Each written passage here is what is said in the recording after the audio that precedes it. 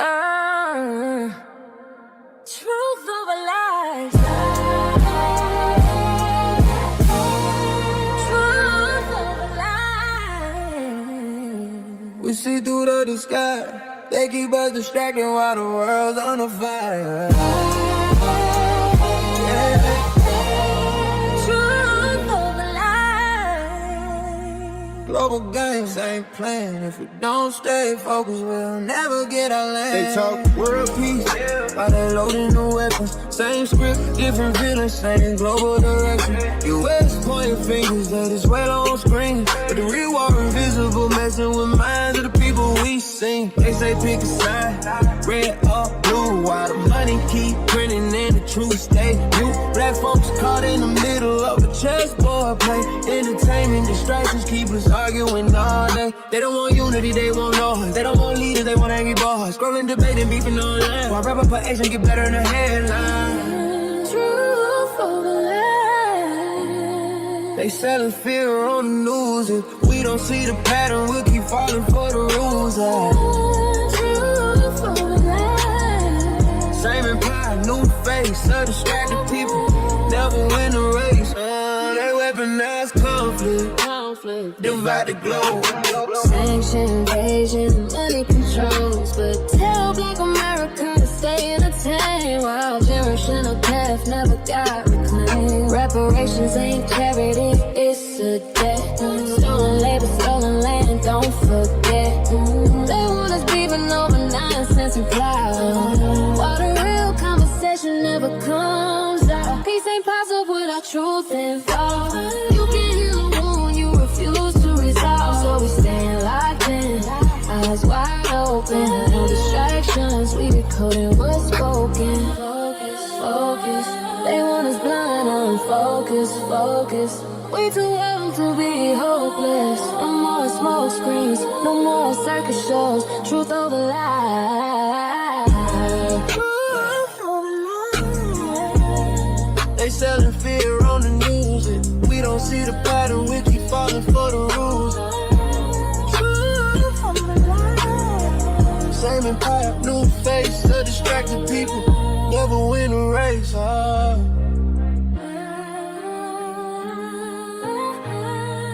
Truth over lies. Mr. Walker, truth over lies. World politics, black focus, no distractions.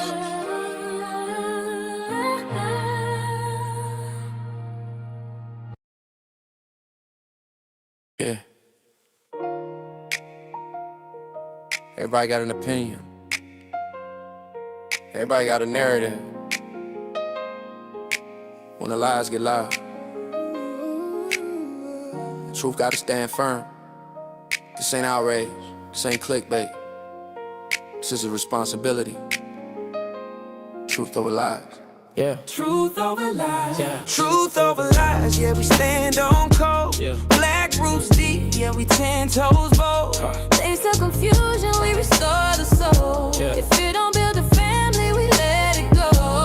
Truth over lies, say it slow, say it clear. No fear in our voice, no puppets here. Yeah. Gavin X Mr. Walker, sincere. We don't chase comfort, we deliver what's real. Yeah. They divide us by agenda, politics and pain. Call it progress while the structure stay the same. Every protest televised, trauma retold, but nobody talk marriage, legacy or goals. They profit off broken homes and rage. Keep black men single, keep women in a cage. We say nation building start in a house. Strong father, strong mother, we call that balance. FBA foundation, history intact. Yeah. We don't remix truth just to make it sound flat. If the truth make you mad, then that's your test. We ain't here to coddle feelings, we here to protect. Yeah. I don't speak hate, I don't speak fear. I speak life in a room that's unclear. Yeah. Truth over lies, yeah, we stand on code. Black roots deep, yeah, we 10 toes bold. They sell confusion, we restore the soul. If it don't build a family, we let it go. Truth over lies, say it slow, say it clear. Yeah. No fear in our voice, no puppets here. Yeah. Gavin X yeah. We don't just come from we black or white straight. Yeah, they get rich off our votes, then vanish by spring. Give us slogans, never ownership, land or things. Every cycle, new savior, same result. Same communities paying the cost. We question parties, systems, agendas too. Cause liberation don't come in red or blue. Oh, marriage mock, masculinity shame. Feminism misuse, outcome unchanged. We anti-chaos, anti-collapse. Pro-family, pro-future, yeah, imagine that. Yeah, truth ain't trendy, yeah, truth ain't safe. But without it, every generation pay. If truth feels heavy, it's cause it's meant to live. You can't heal a nation by ignoring what's sick. No savior's coming, we build from within. When lives fall apart, that's when freedom begins. Truth over lies, let it echo now. From the streets to the schools to the sacred vows. Black men lead, black women crown. Strong families, that's how we rebound. Truth over lies, not hate, just fine. Discipline, structure, love align. Gavin X Mr. Walker on time. This ain't soft talk, this blueprint lines, yeah. If the truth offends you, ask yourself why.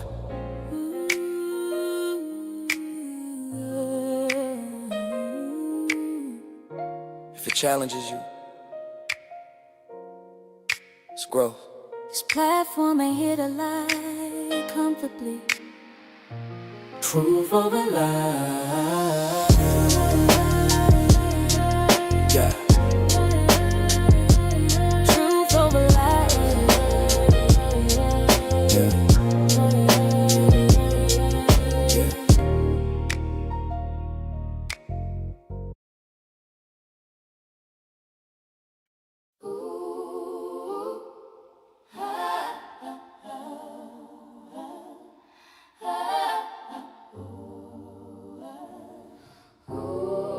Truth over lies.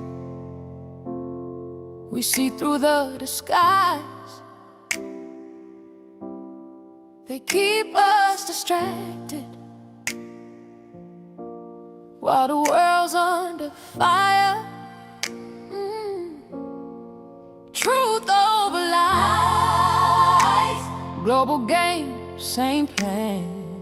If we don't stay focused, we'll never get our land. Yeah. They talk world peace, while they loading the weapons. Same script, different villains, same global direction. Yeah. US pointing fingers, Venezuela on screen. But the real war invisible, messing with minds of the people we seen. They say pick a side, red or blue. While the money keep printing and the truth stay mute. Black folks caught the middle of a chessboard play. Entertainment distractions keep us arguing all day. They don't want unity, they want noise. They don't want leaders, they want angry boys. Scrolling, debating, beefing online. While reparations get buried under headlines. Yeah, reparations get buried under headlines. They selling fear on the news. If we don't see the pattern, we'll keep falling for the rules. Truth over lies. Same empire, new face. A distracted people never win the race. They weaponize conflict, divide the globe. Sanction invasions, money controls. But tell black America to stay entertained. While generation, no theft, never got reclaimed. Reparations ain't charity, it's a debt. Stolen labor, stolen land, don't forget. They want us beefing over nonsense and clout, while the real conversation never comes out. Peace ain't possible without truth involved. You can't heal a wound you refuse to resolve. So we staying locked in, eyes wide open. No distractions, we decoding what's spoken.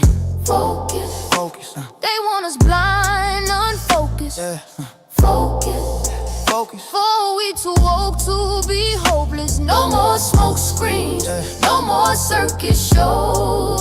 Truth over lies, that's how the story goes. Truth over lies.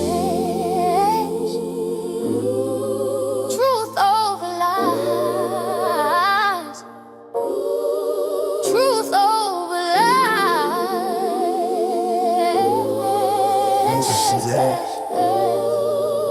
World politics. I ain't for this.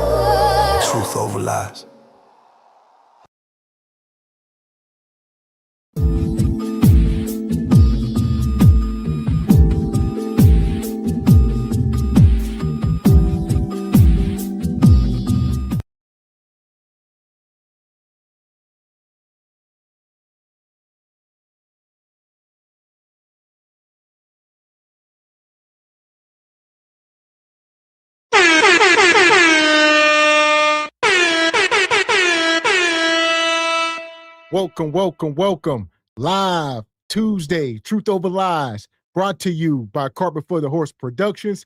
How you feel tonight, Mr. Walker? Yes, sir. I am feeling freaking-tastic per usual. Good evening, ladies and gentlemen, El Nug Nugs and Le Bonquishas. Welcome to Cart Before the Horse, Truth Over Lies, in affiliation with the Bougie Negro Podcast, and also, as all you Negroes know, in association with Ain't No Fun Once the Rabbits Got the Gun Entertainment. What's going on with you this fine Tuesday? In the big name of Jesus, you hear me? Welcome in. Truth Over Lies family. It is Tuesday, the first Tuesday of the year. We about to cook up. Truth Over Lies. Shout out to that intro, man. That last song that brought me down a little bit, had me a little bit somber. Whether you like that fire intro or not, come all this fine January 6th, 2026. Gavin X and I are still in the mix. Report to you, Jive Chickens, with Truth Over Lies. My goodness, there's a lot going on as of lately, huh? Kind of seemed like it's all coming crashing, burning down, Leon King. Some of y'all been waiting for this, asking for it, begging for it. We here now. So there we go. Be on the lookout for the Cart Before the Horse records. All right. We about to be putting out gospel music. We're going to have a Christmas album. All right. All that. Be on the lookout. Shout out to the brother Jay Tillman. Jay Tillman, you got to be a part of this movement. Shout out to brother Jay Tillman last night with Surviving the Flicks. He gave us a scenario and we were surviving a zombie apocalypse type deal. Yeah, I don't think we're going to make it. We wound up in the graveyard. That was where we ended up. I don't think we got to make it too much longer, but yeah, shout out to the SBC Cart Before the Horse multiverse. We moving, man. Yeah, boom, that part. But as far as tonight, y'all see the thumbnail. All right, Truth Over Lies. The world is on fire. What we must understand before it's too late, especially as Black folk, we must understand. What what we must understand? I don't know. Well, understand what? Understand that a lot of folks' demise is imminent, because the learning was supposed to have been done years ago. Now, yeah, if you sit here just tuning into the world now, thinking you about to do something, man, you better go hide up under your bed. I agree. So as y'all know, they have captured the Maduro over there. There's going to be a lot of what we talking about tonight. They done went in and got them, the good old boys, as they always do. Look at them, making a great-great-grandpappies proud. Now, you ain't lying. Now, who is this Maduro guy? I will say this. Yeah, I'm not that connected with the names. Who this fella? Where you from? So there we go. Tonight, we getting into geopolitics, which is important as well. Because while we so worried about food stamps and what's Somalian immigrants, listen, there's much more important stuff. Folks claim otherwise. What's more important than the homeland? They're going to say, what's more important than food on their table? These are desperate times. People are just naturally more selfish. They don't give a rat's patootie about what's going on, across the globe, but it's a lot going on. And I think we should know. So here we are. Like I said, we're getting geopolitical. So this is Nicholas, whatever his name is. Y'all know. Nicholas. I wanted to pull this map up real quick so we all on the same page. Here we go. All right, where we at before we even get cooking? We talk about Venezuela. I actually thought Venezuela was in Latin America, but I was wrong. So we all learning. It's on the northern tip of South America. All right, right next to Colombia, which Colombia, I guess they in trouble as well. I guess T Money said they could be next. But Cocaine. right now we talking about Venezuela. Not a pretty big place right there. One of the poorest, most corrupt places on earth. So much cocaine. Where any of y'all, where my gamers at? What's that game? Wildlands? Is it Ghost Recon Wildlands, right? Come on, where y'all at, Jay the Gray? This is where it takes place in Venezuela, I do believe. And you are one of 4 like secret agent Ghost Recon guys. And my point is they've been making video games about this stuff, man. Shout out to El Sueño. El Sueño was the big old drug lord. He was like a 7'7" Mexican. Oh, wow. Shout out to video games. Well, here we go, Mr. Walker. That seems to be consensus. But by the end of the show tonight, I think we all going to have a more of an understanding. I think that's just the surface level stuff that people talk about but we're going to look deeper because, you know what I mean? People always say all the drugs, this and that. It's a lot going on. Now we speaking my language. I don't like surface level stuff. Oh, they ain't selling drugs. They bad. There's reasons why folks risk their lives. Hopefully we get into it, man. Ain't much of this black and white. I halfway done touched on some of this stuff during some of our conversations. Let's see how deep down the rabbit holes we go this evening. So here we are. Yeah, we're going to keep this map as a reference point tonight. We're going to be mapping the world. We're getting geopolitical. Y'all going to learn something today. I failed geography. Only reason why I passed was because my professor liked football. I ain't even going to lie. I'm just telling the truth because I'm so tired of teachers saying college wasn't like high school. Yes, the heck it was. Yeah, but nevertheless, I say that to say I'm here learning too. So there we go. Shout out to B. Wyatt. He says he's an actual dictator. He lost the election and wouldn't give up the sticks, basically. Yeah, most countries didn't recognize him as a country president. So yeah, like I said, we're gonna mine through all this, but that's a large part of it.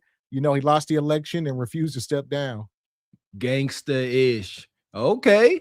Let's see if T Money try to take a page out of his book later on in life. Trying to tell you, stay tuned. Y'all playing with it. So we're going to start here, all right? Like the show says, what we must understand, we're going to be covering this from our perspective. And what better way than to bring Amanda Seales up here? For why? If you're Venezuelan and you think you're free, you think that Donald Trump just freed you, I want you to know that you were not freed. You were now ensnared in an even deeper, more sinister, more heinous trap. We can't stop it. We can't slow it. We can't do anything to even give aid while it continues. We're going to fund it. Ukraine, we cool with you. We cool with you. So we going to send you stuff to fight for yourself. We're going to send you weapons to fight for yourself. But we can't stop Russia. We you know what I mean? Like, we can't. So when you see Venezuela contextualized as, well, we have to go in there and get the bad guy out because this is harmful to us and Venezuelans, you know that is disingenuous. Listen, it's too hard to listen. Why Amanda Seales so damn unkept? Why has she hit the wall full speed at 300 miles per hour and it's just over? She up here looking like somebody's grandma. Yes. Thank you for bringing that up while she up here yapping. This is the silent collision. Thank you so much, Miss X. This is the silent collision. I'm so tired of us being so preoccupied and distracted we don't see these things happening right in front of our face. This is the guy Knocker sees smashing into the wall at Mach 20.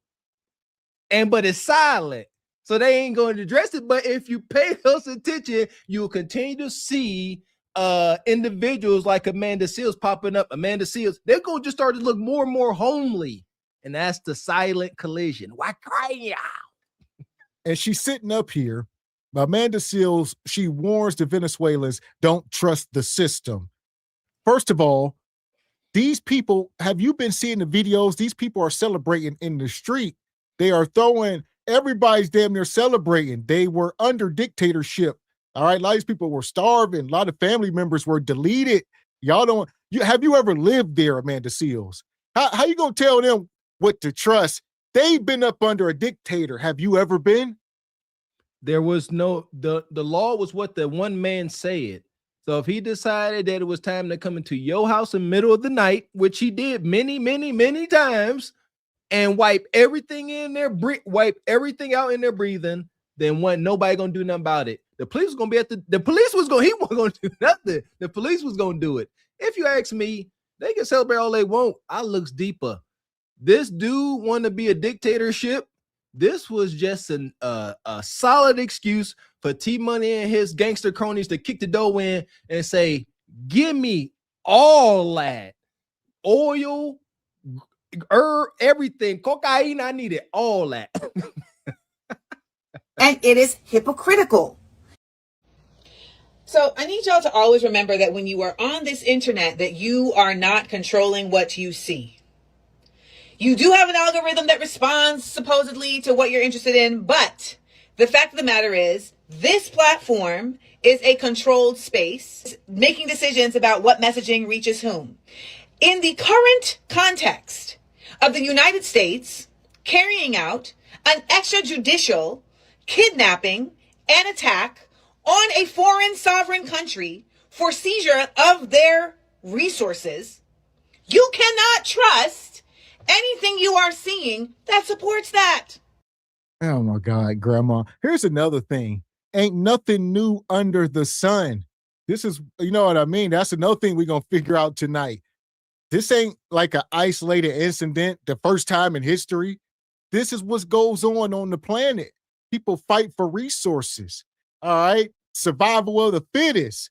This has been going on since the beginning of time. Ain't nothing new under the sun. We've been telling y'all time and time again.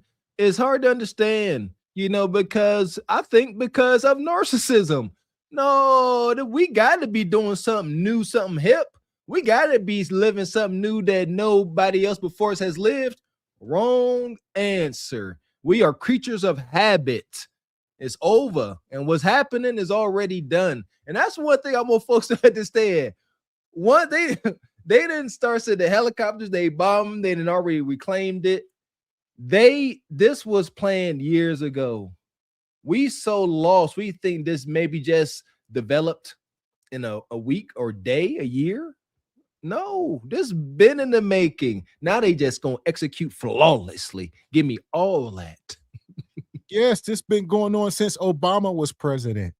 Obama, they was having beefs and all that. Trump was just the one to go in and seal the deal. Just, He the only one narcissistic enough to do so, and he is. And shout out to Low come through, says this about Brinks and the petrodollar. Bricks, all white bricks. Shout out to you. And shout out to B Wyatt. Says, oh yeah, the price of the brick went up. T-Money. Woo, bricks, all white bricks. Even if you see Venezuelans saying, we wanted Maduro out. Hey, guess what? Doesn't make it acceptable for the United States to come in. And the fact of the matter is that there are many Venezuelans who got cut out of the dollars when Chavez came in, as well as Maduro, his successor. And so their families are still mad that they are no longer living high off the hog. High on the hog? I think it's high on the hog. High on the hog. So just like Marco Rubio's posh Spaniard Cuban family is still mad that Fidel came in and said, no more of that. You're going to see Venezuelans who are saying the same thing. So you who consider yourself a humanist, who consider yourself someone who wants to see collective liberation, who wants to see the fall of corporatism, of imperialism, and of empire, you cannot in any way support those who are supporting what is happening today via the U.S. government. It is unlawful, it is theft, and it is colonialism. That Boldy James. I don't know what that meme said. Last night, take my way fits into history. Yeah, yada, yada, yada. So, listen here, man. Listen, she getting on my nerves all this talking. What I was saying, here we go. I don't know why folks want to act like, things she talking about, if you're a humanist, stop all this bleeding heart stuff, please. I feel, now here's the thing, I ain't no hypocrite. I feel for the innocent folks that's hurting these things, the women, the children. Ain't too many men innocent. It's unfortunate. I feel for them. But United States was the original death row records. Like, once you in it, ain't no out. She talking about go against the system, go against, capitalism. Good luck. It's over. See, money even taken away. You can't even have dual citizenship. You like, either you America or you not. You ain't about to be claiming nothing else but death row records. Welcome to death row.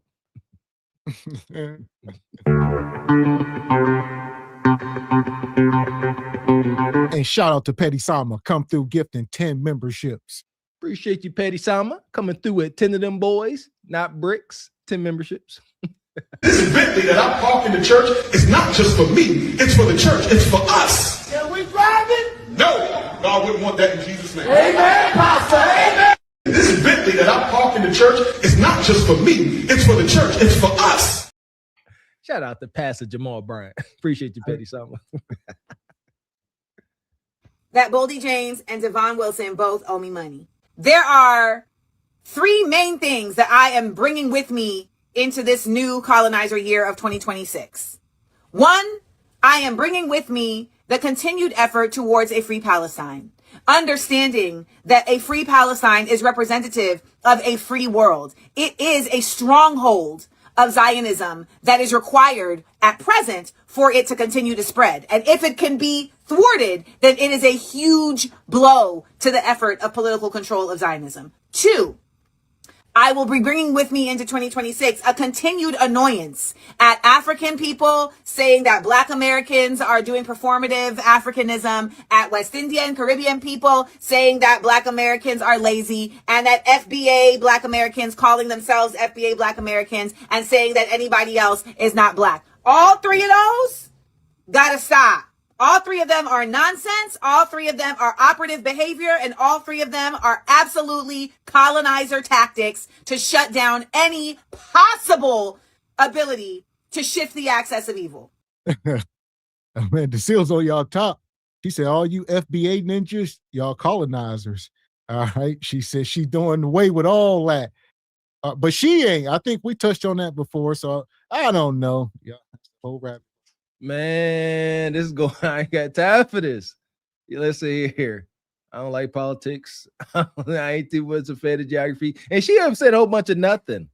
This is what I don't like. She talking about we gotta stop somebody across seas to end capitalism in the United States or Zionism. Your thought, yeah, man. Thank you. That's all that's playing in my head. Your thoughts ain't my thoughts. I don't care. What's your point? What's her point in talking? See what I'm saying?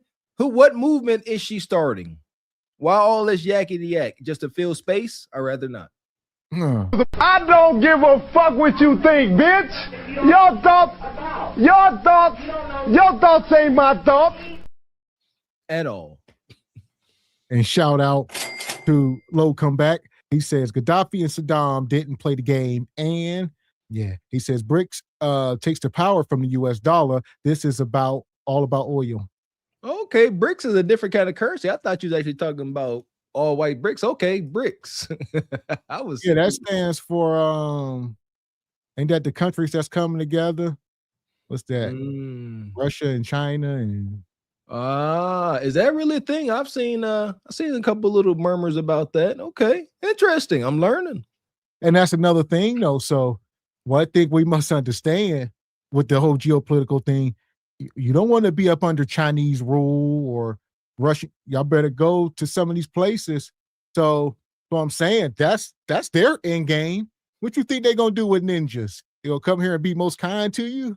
Yeah, they're gonna be good. You gonna be circus? You gonna be in a circus to entertain them or something?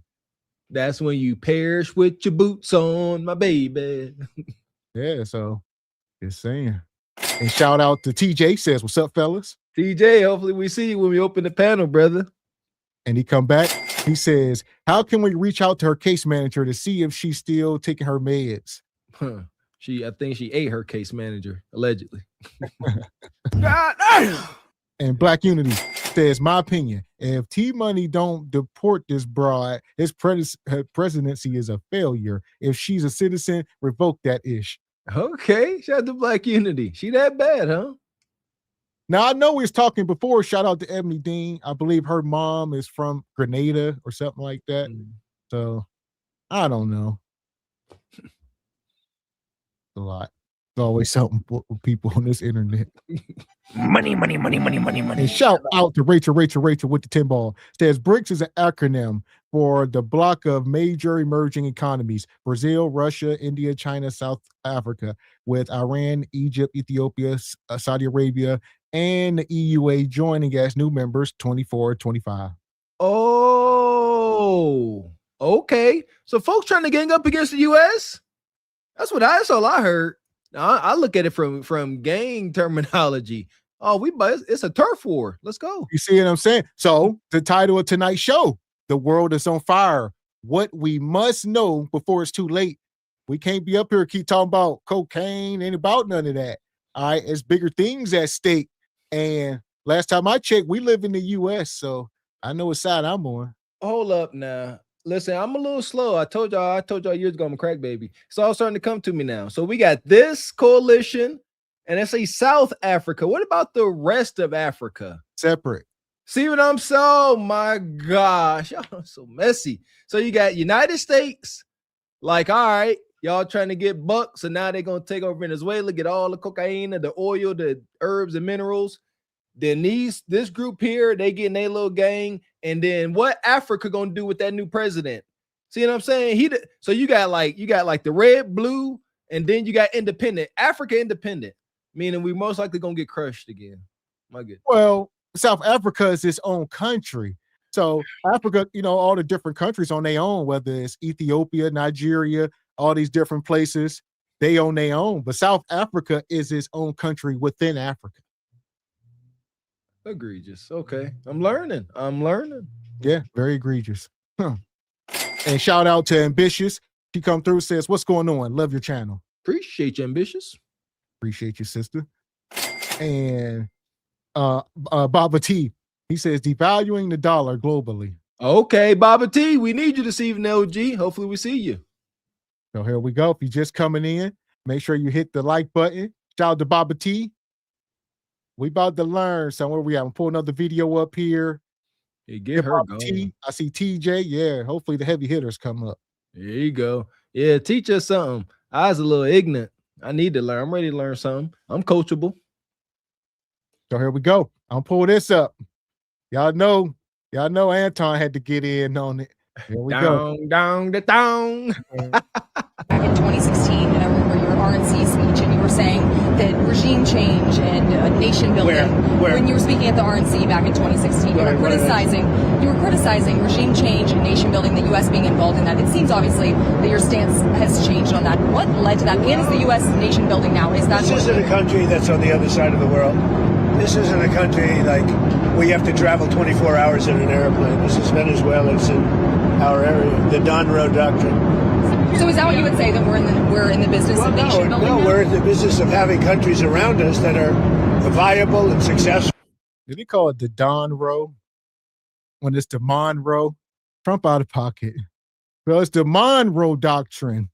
He called it the Don. Did he say it wrong, or is he doing his Trump stuff? Or he says the Don Row. No, he said no. He said it right. Narcissism, baby. This is America's wet dream. The Donald? I don't know what, like, y'all don't get this. My goodness, man. He done survived attempted deletion, allegedly.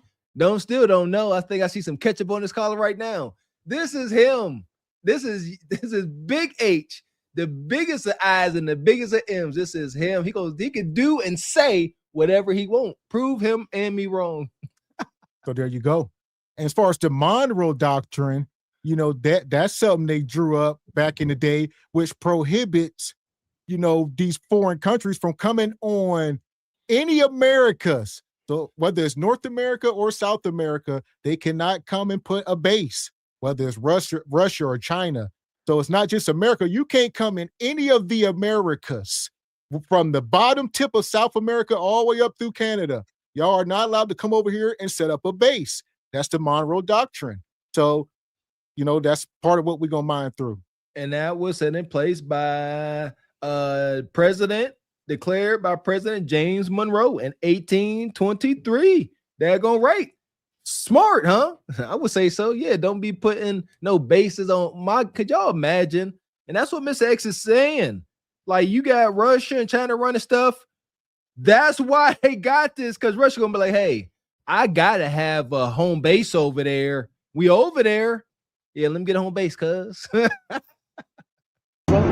And where the oil is allowed to freely come out because that's good. It gets the prices down. That's good for our country. Now, we have a very sick neighbor. It's not a neighbor, but it's close to a neighbor. And that's Venezuela. It's very sick. Colombia is very sick, too, run by a sick man who likes making cocaine and selling it to the United States. And he's not going to be doing it very long, let me tell you. What does that mean? He's not going to be doing it very long. He's not doing it very long. He has cocaine mills and cocaine factories. He's not going to be doing it very long. So there will be an operation by the U.S. It sounds good to me. Yeah. I know that the Colombian and there you go. That's the probable cause. Y'all must understand this is all paperwork. So people got upset with the whole Russia and the Ukraine deal because why they went in there, they had no real probable cause, right? Russia wasn't saying that Ukraine was bringing in cocaine to their country. No, but Trump like, look, these people are bringing in stuff into my country. So they setting up reasons as to why they can do this stuff. You know what? T-Money warned them whenever he blew up those transport / fishing boats. Remember? They said Trump, those could have been those could have just been fishermen trying to feed their family. Trump. T-Money said, well, if I was a fisher, I wouldn't have been out there. Next question. That's a warning. Minute is over. I'm coming. When he start blowing innocent folks, yeah, it's already done, baby. Man. And shout out to Ambitious. She became a channel member. Appreciate you, sister.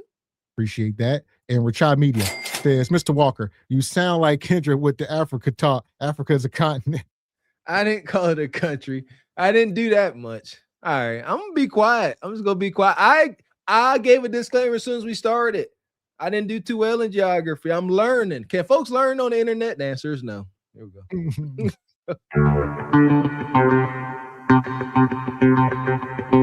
And shout out to Rachel with the 20 ball. Says Amanda is wrong. Why? It says, why can't she check facts before talking? Marco Rubio's parents left Cuba in 1956 during the regime of Batista. It says before Fidel Castro took power in 59 to 08. I ain't gonna be too much help this evening with all these dates and stuff. Y'all really, yeah. Appreciate you, Rachel. I'm learning. I need to get a notebook. I was a D student. I'm starting to get trauma, man. Appreciate y'all though. Blessings to y'all smart folks. Straight like that, straight like that, straight like that, straight. Here we go. And Emmanuel says T-Money hates drugs. His brother OD'd. Oh. Hate, plan to use and utilize. Same thing. President who spoke ill against Trump just about 7 months ago, if I'm not mistaken. He did an interview with Face the Nation, or it was one of those liberal media outlets where he did a conversation about Trump, and he was saying that Trump's interest in Venezuela was X, Y, and Z.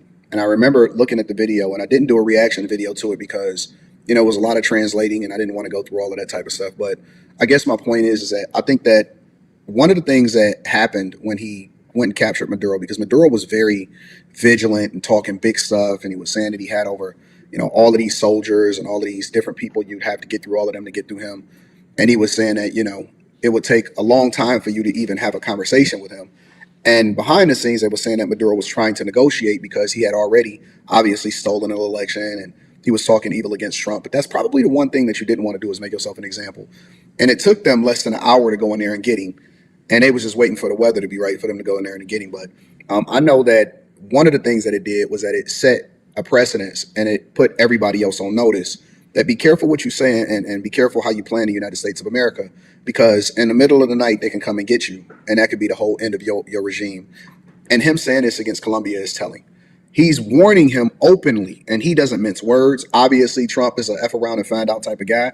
He's openly telling him and warning him and saying, listen, you next, if you keep on doing whatever it is that you're doing and you're not playing by the rules, and I'm not even sure that he has any more time left before the United States of America starts to plan to stop him from selling cocaine. And obviously, this has been going on way before probably I was even born, as far as the amount of drugs that's been moved from Colombia over to the United States of America.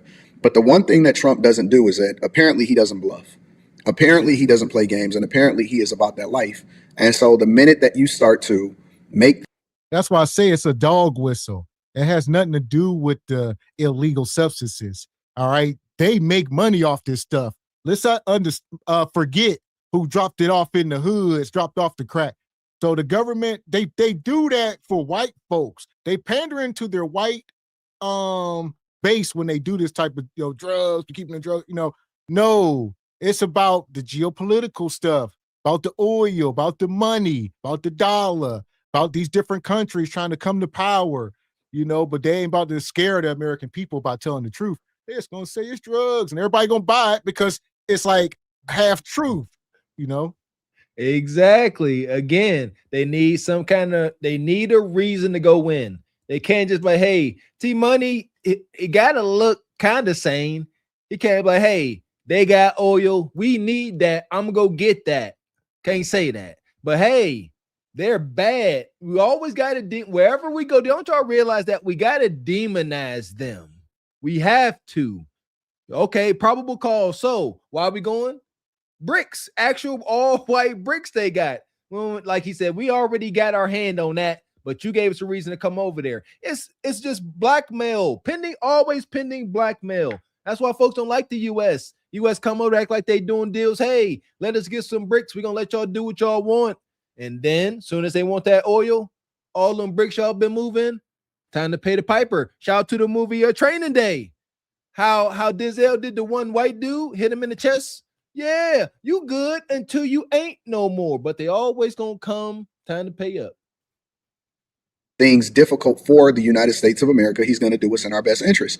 And regardless of what liberals say, regardless of what the media say, regardless of what these pundits try to put out about him or say against him, the one thing that you can't say is that he's not going to protect American interests, that he's not going to protect American lives, that he's not going to do the thing that's in the best interest of Americans, regardless of whether you voted for him or not. He is probably the most pro-American politician, and I'm talking about on a local level, I'm talking about on a state's level, and I'm talking about on a national level, the most pro-American person and politician that I've ever seen in my entire life.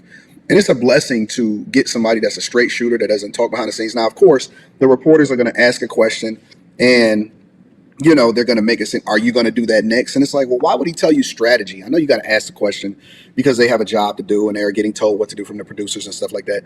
But why would you, telegraph your strategy to the point to where you practically are telling people when you're going to go in, what you're going to do or whatever? And I'm not sure what that means when he says he won't be doing it very long. It could be a negotiation, it could be a stopping, it could be whatever it's going to be. But the fact of the matter is, if I'm the Colombian president, I would probably, after seeing what happened to Maduro, be making some adjustments to my life and my strategy on how I'm going to generate revenue for the country. Because they kill a lot of people, yeah. Secretary Rubio mentioned Cuba yesterday in his remarks. Does the U.S. have a plan to do? Well, Cuba always survived because of Venezuela. Now they won't have that money coming in. They won't have the income coming in. A lot of Cubans were killed yesterday. You know that. A lot of Cubans were killed. Do you know how many? The bodyguards. No, they're looking, but there was a lot of death on the other side. No death on our side, but there was a lot of death on the other side, unfortunately. But a lot of Cubans were killed yesterday, trying to protect him. There's been protesters killed in Iran. You said we were locked and loaded, ready to go. What is the line there for when the U.S. is going to get involved in those protests? We'll take a look. We're watching it very closely.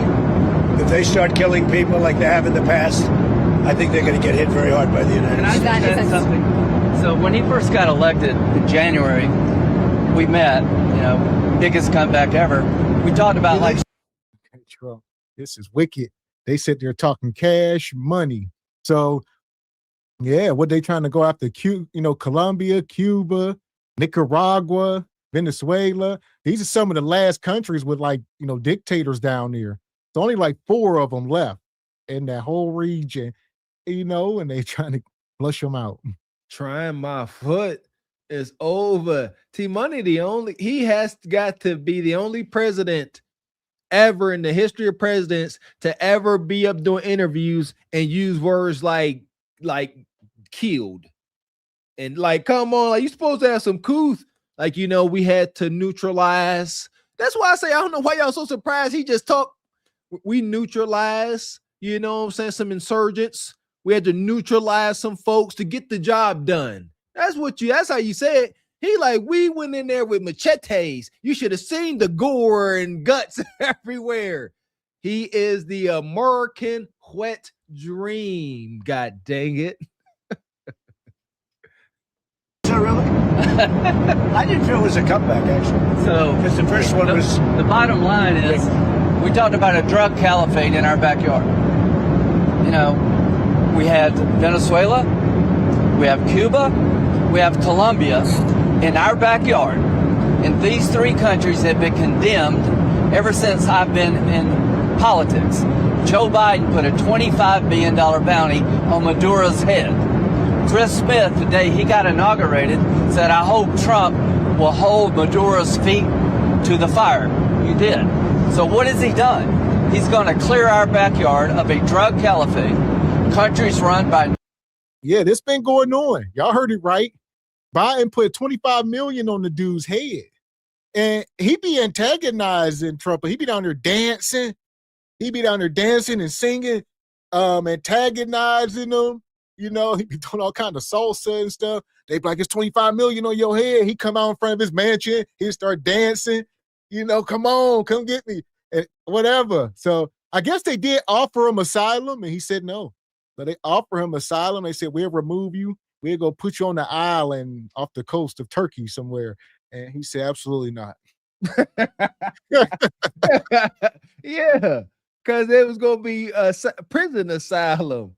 $25 million. I told y'all, man, these movies be real. Who was going to collect on that $25 million? Not the United States Army.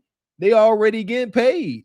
Who was going to go and get him and bring back his ears or scalp? You know what I'm saying? Or picture confirmation. It's like the video game, 25 mil. Tell you what, man, I couldn't be no single guy with lots of resources. I'd be like Batman out here. I'd be like Mr. X. They got 25 mil. Want to go on an adventure? Yeah, it's a hell of an adventure. Like you said, they've been dealing with this guy since he came to power, and yeah, he's been, all that. I'm here for it. Shout out to the remaining dictators. Let's see here. We've heard the projects. I could not imagine actually living in existence how we see in the movies and how we see depicted in video games. It's amazing. There you go. And shout out to G Honda over at the Steelmatic.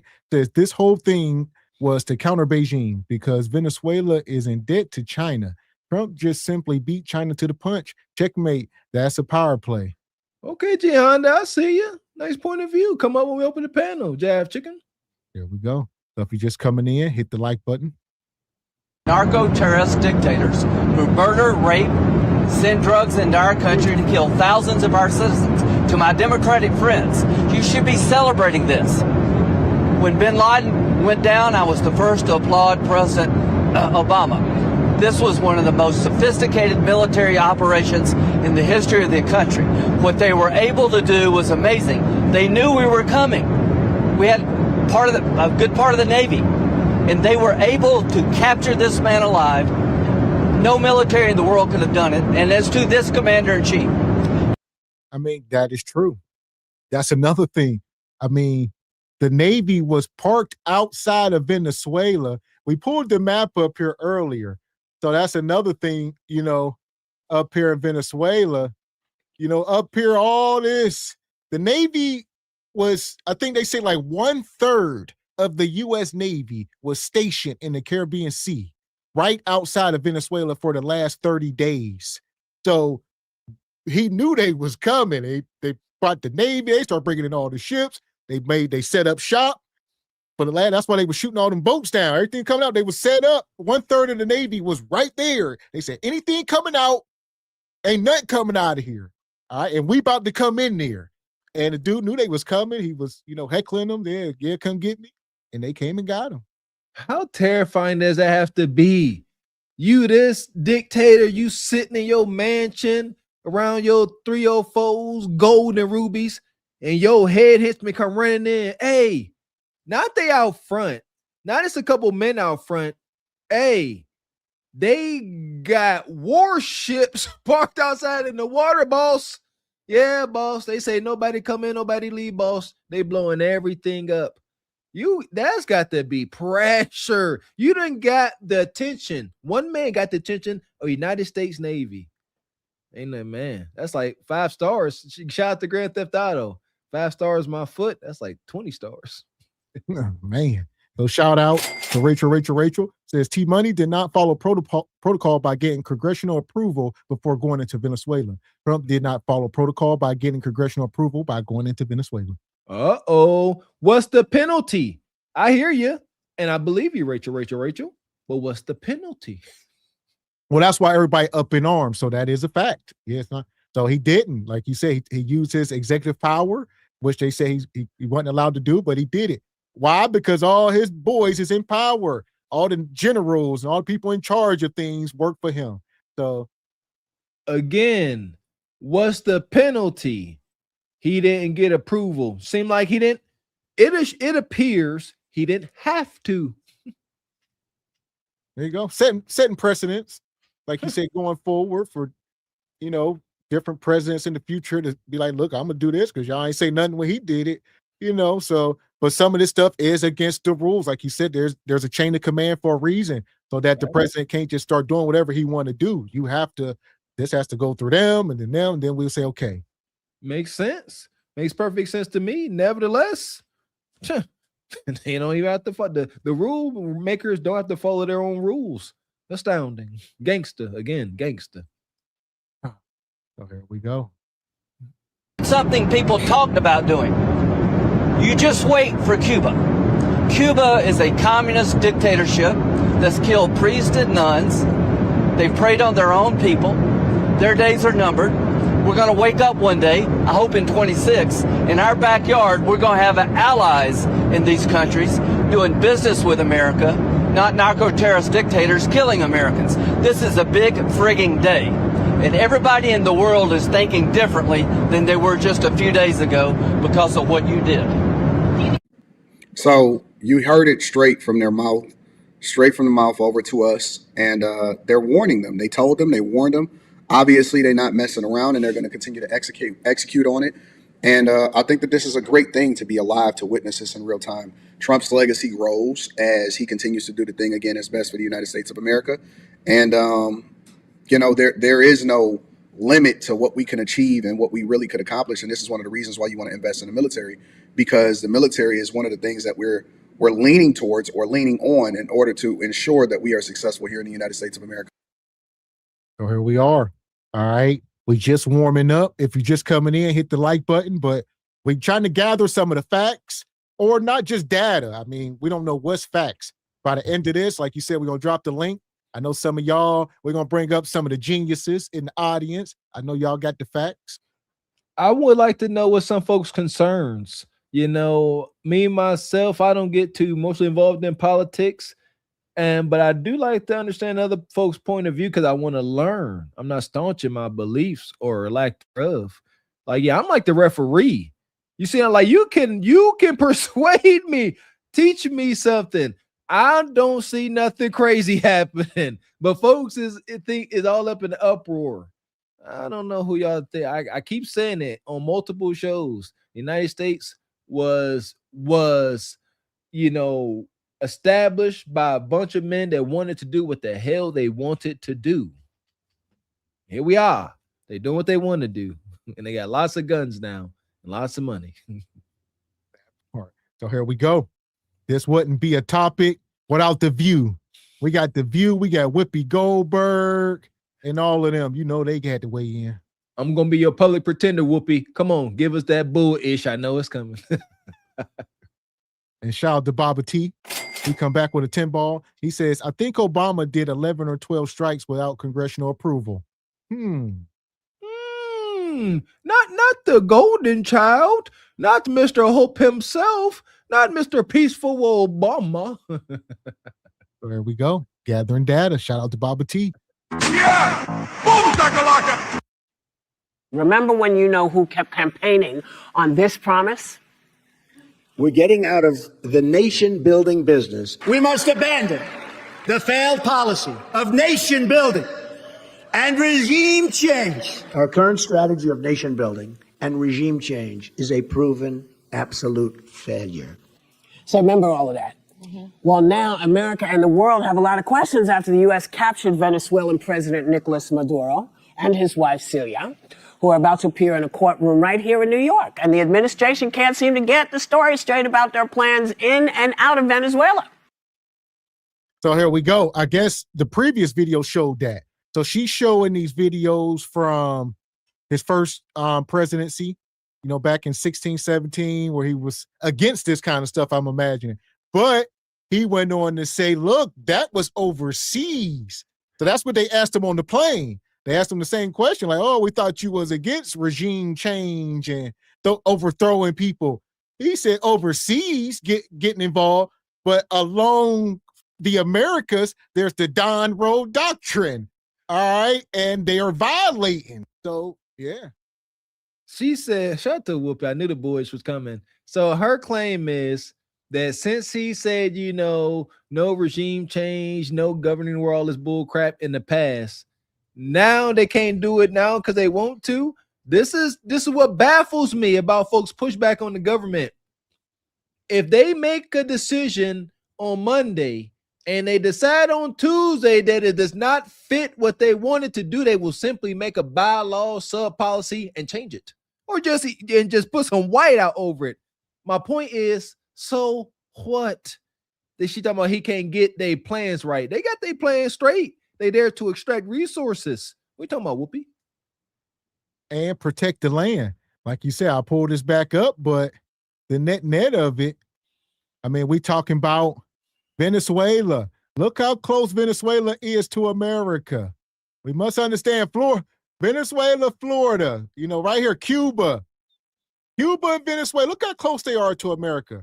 All right, right here. Do y'all really want, you know, a Russia or China to be setting up naval bases in Venezuela or Cuba?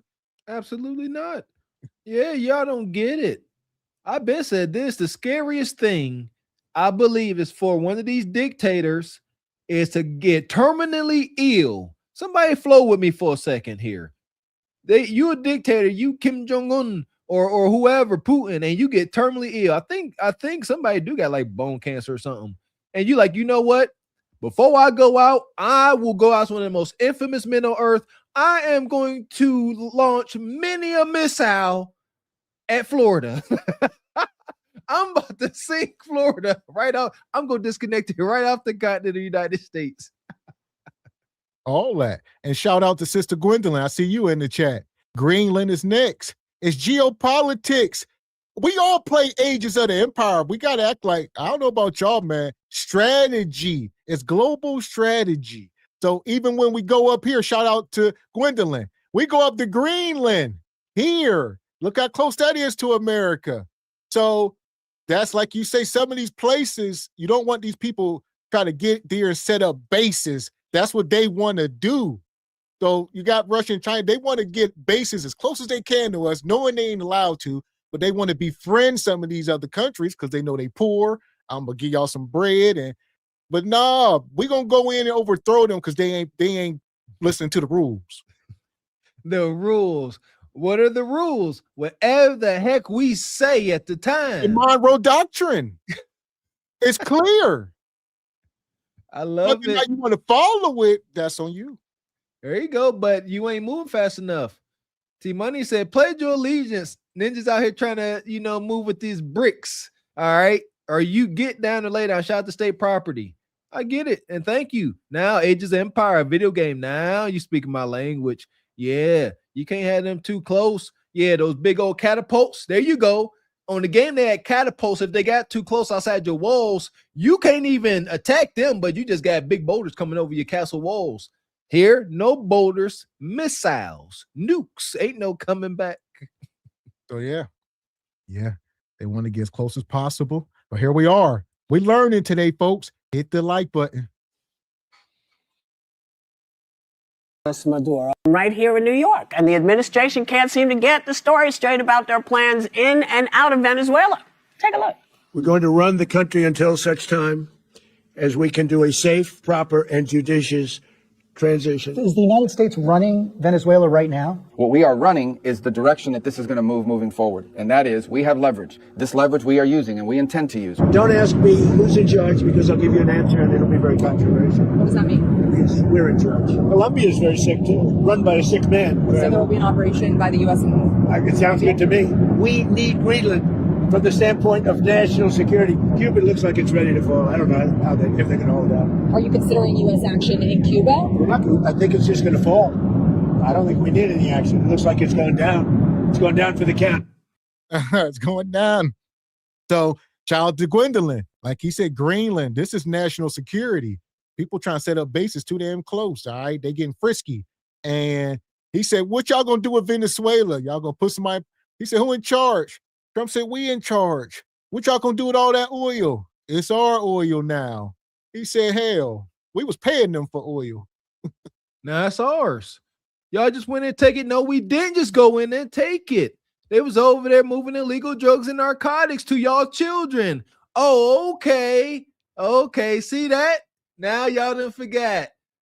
That's the politics I understand. This is gangsta. Y'all gave me a reason to come and kick y'all door. Now I'm taking everything. I told you, give me all that. There ain't what happens in the hood?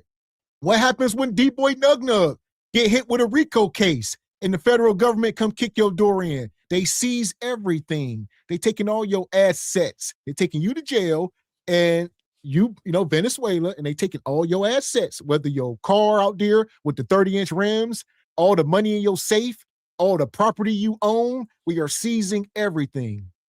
And is all that. Shout out to T-Money. It is what it is. But it's fair. Listen here, we Americans.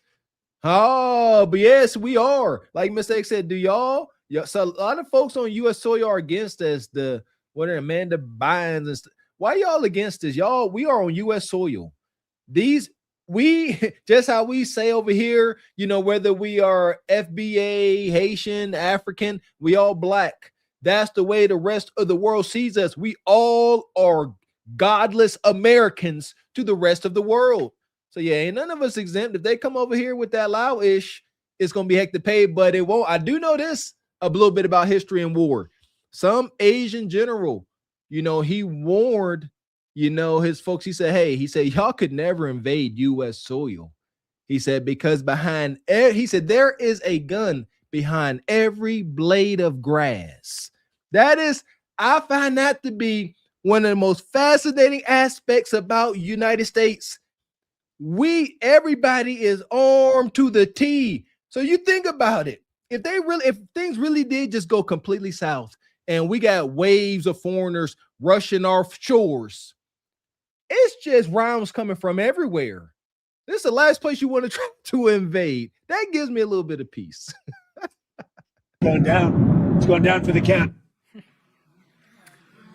So while perhaps no one is going to miss a tyrant like Maduro, is this a legal thing? I mean, who voted for this? Who said, hey, yeah, go on in there and do this? Because originally, wasn't it, he was concerned about the drugs coming in and out, and yet he pardoned like a giant kingpin. And so what is this all about? I can speak to the legal part of it. I think Anna can certainly speak to the geopolitics of it all, but it's not legal to do this. It tells people why not. Well, it's not legal because it violates international law, right? And this sort of represents this new I mean, I've never seen it before, for the president of the United States to kill, I believe he killed over, the U.S. government killed over 100 people, including civilians and military, in Venezuela during this kidnapping and capture, and international law doesn't allow it unless unless Congress declares war, and Congress did not do that. So this country was founded on the premise of the balance of power, right? So you have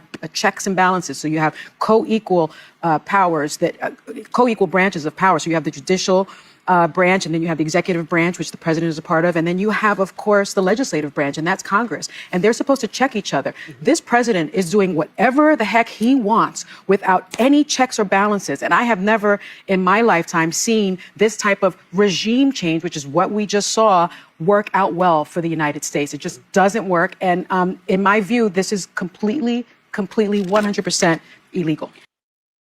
And I think a lot of these people like Sonny, and Whippy in The View, they got an issue with T-Money. So they can't even try to see the forest through the trees. They like, you wrong. So if this was anybody else, they might be on board with it. You heard Whoopi, like, that Maduro was a menace and, he everything but a child of God, but it wasn't legal. It went against this. So it's like, what way of thinking is that? It's like living in the hood, right? And everybody know some dude in the hood, he done deleted people. He's selling all the drugs in the hood, but they won't arrest him. And then he get pulled over and they search his car illegally. And people say, y'all can't do that. Y'all can't. And then he get locked up for 20 years because they search his car illegally. Y'all say, no, stop it. Y'all know who this ninja is. Shout out to Trump derangement syndrome. That's what you just explained. No matter what the president of the United States does, it don't matter. It don't matter, folks. And some folks should admit it. Like, you could be staunch Democrat, but if you benefit from something, let's say staunch Democrat, and you are a waiter or waitress, and I don't know if it went into effect or not, but Trump is supposed to not tax tips. Let's say that does happen or did happen. And folks the Democrats wouldn't be like, oh, you know what? T-Money putting that policy into place, man, I have saved over $5,000 or something this year. They would never acknowledge it. That is T-Money derangement syndrome. No matter what, orange man bad. Yes. And like you said, part of this, we all know America is the world police. People have been saying that forever. So I'm saying they act like this is new. If we acknowledge that America is the world police, for better or worse, it's just what they've been dubbed as, why wouldn't they be policing stuff this close to them? So they acting like, oh, why are we policing what they do? Because we done got too soft. We think it's cookies and rainbows and glitter out there in the world. We are Americans and the rest of the world hates us. Plain and simple. They see us as godless, narcissistic, paganistic. So a lot of things may be true for the vast majority. So they don't like us. Y'all, if you are a United States citizen, you are happy that they are policing these places. Trust me, the folks outside ain't got good intentions for us. And that's another thing. Yeah, we gotta. This ain't the time to be separating. When outside the country, America is America. We all the same. In fact, I would say black folks, like you said, you don't want to be up under the rule of Chinese folks. I would say they gonna be kinder to white folks than us. That's just my thoughts. Oh, that's a scary thought. What did I say last show? Folks be mad, don't like the current boss, and want him to get fired. Well, the new boss may be worse. And Devil's Game says, I don't care as long as America benefits. There you go. We American. I won't say I don't care. I don't like innocent folks, children, and that stuff being harmed. That's what happens. That's the only thing. My thoughts and prayers out to them. But everything else, life is life. So here we go. If you're just coming in, hit the like button. Did you authorize the CIA to go into Venezuela? And is there more information you can share about these strikes on the alleged? Well, I can't do that, but I authorize for two reasons, really. Number one, they have emptied their prisons into the United States of America. They came in through the, they came in through the border. They came in because we had an open border policy. And as soon as I heard that, I said, a lot of these countries, they're not the only country, but they're the worst abuser. And they've entered they've allowed thousands and thousands of prisoners, mental institution, people from mental institutions, insane asylums, emptied out into the United States. So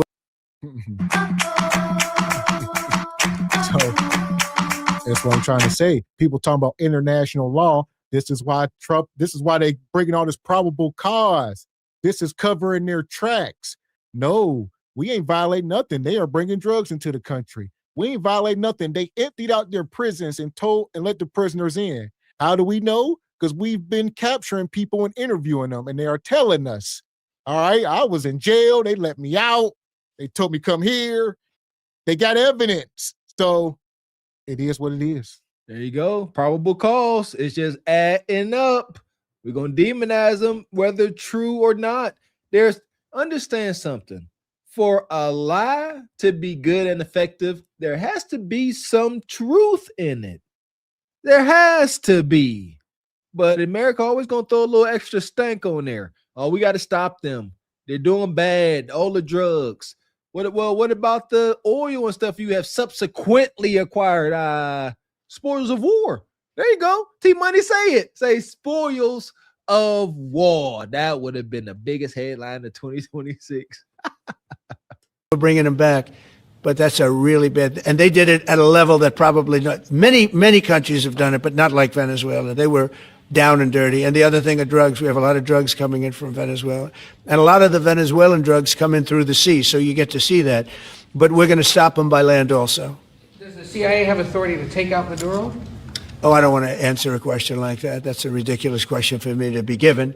Not really a ridiculous question, but wouldn't it be a ridiculous question for me to answer? The ships, though, sir, there are Republicans and Democrats up on the Hill concerned that in the briefings they've gotten about those attacks, they're not necessarily getting information about who was on them and what exactly was on those ships. Can you ensure that? But they are given information that they were loaded up with drugs, and that's the thing that matters. When they're loaded up with drugs, they're fair game. And every one of those ships they're not ships, they're boats, they're speedboats. They're extremely fast, record-setting type speedboats. They cost a lot of money, and they have a lot of money because they're drug sellers. But they know one thing, and they all have the same thing in common. There's drug dust. They call it drug dust. They call it fentanyl dust all over the boat after those bombs go off. And you can take along. Attack them, though, that they're Shout out to that Fetty dust. Nothing but Fetty dust. I'm saying after the bombs go off, how do we know? Ain't nothing but Fetty in the air, Fetty everywhere. It's all in the water. The fish all on the shore, all high up on the Fetty, the sharks and the whales. Now let's talk about those effects. There you go. See what I'm saying? See, I got babies. All I keep seeing is Disney movies. Shout little Moana out there trying to be in the ocean. Moana high as a kite, man. Listen here. Today's comedians are like our prophets. Ooh, Dave Chappelle. Huh? He said, yeah. Listen, the United States Navy blew up them ships. They had a little tub, like a little Folgers coffee can of crack dust, and they sprinkle a little crack. It's all right. We got it. They say, ain't no drugs here, boss. Give me that can. Sprinkle a little crack on them. Shout out to Dave Chappelle. They out there sprinkling crack on the blowed up boats. Crack, drug dust. They don't even try to be creative. And a little dust. Yeah, y'all sprinkled it. That's wicked work. So they was out there, like you said, doing them strikes. Like I said, it was bold of them people. Like I said, 1/3 of the Navy was parked in the Caribbean Sea, and they were steadily sending boats out. So they sending boats out into the sea, right up out of here. They sending boats up out of here, and they just getting shot down. Boom, boom. A bunch of them. It was over 24, I believe. Do y'all not understand? There's a lot of orphaned children from that, because whoever was on those boats, those weren't higher ups. Yeah, those weren't El Sueño and cartel leaders. Absolutely not. Those were the peons driving these boats. That's why they's out there getting blown up by the dozens. Yeah, go ahead. And they go get in this boat, deliver this shipment, or your family gets it. These are the terms. What else makes a civilian man, get in a boat and drive across international waters, they know what's out there waiting for them. This is wicked. And shout out to EV. He says, Glaze Galaxy Yam Council, T Money sponsoring us. Oh, yeah. Shout out to T Money, Glaze City Associates. And Richard says, Gavin X, play that Gil Scott heroin drop, Angel Dust. Okay. I'm not sure what it is. I'll look into it, Richard. Well, here we go. Geopolitical. All right. Yeah, for sure. Pay attention. No, we know before. We know when they go out. We know we have much information about each boat that goes out. Deep, strong information. Well, Trump is now threatening the Colombian president. Trump is on a South American run. He's going after Latinos like it ain't nobody's business. And it's like, and he's literally threatening them like a 40s bully. He better wise up. He better wise up. He said some things I don't know. I've been thinking about it. I haven't given him a lot of thought. He's going to have himself some big problems if he doesn't wise up. He better wise up. He better wise up. I'm telling you, he better wise up because there's going to be a lot of bad things happening to him. Got lots of cocaine. They're bringing lots of cocaine into the U.S. Colombia is producing a lot of drugs. They have cocaine factories that they make cocaine, as you know, and they sell it right into the United States. So he better wise up. Really? It's always the same thing. The drugs, it's drugs, oil. It's the same usual suspects. It's the same game. It's been going on since the 50s and 60s and 70s. It's the same shit with Pablo Escobar, with Chavez. It's always the same shit. Noriega.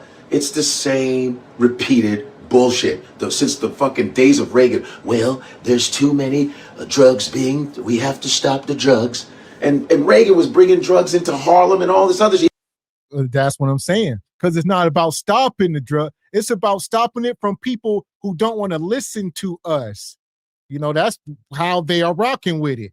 So Pablo Escobar, these guys, you go on, even nowadays with Chapo.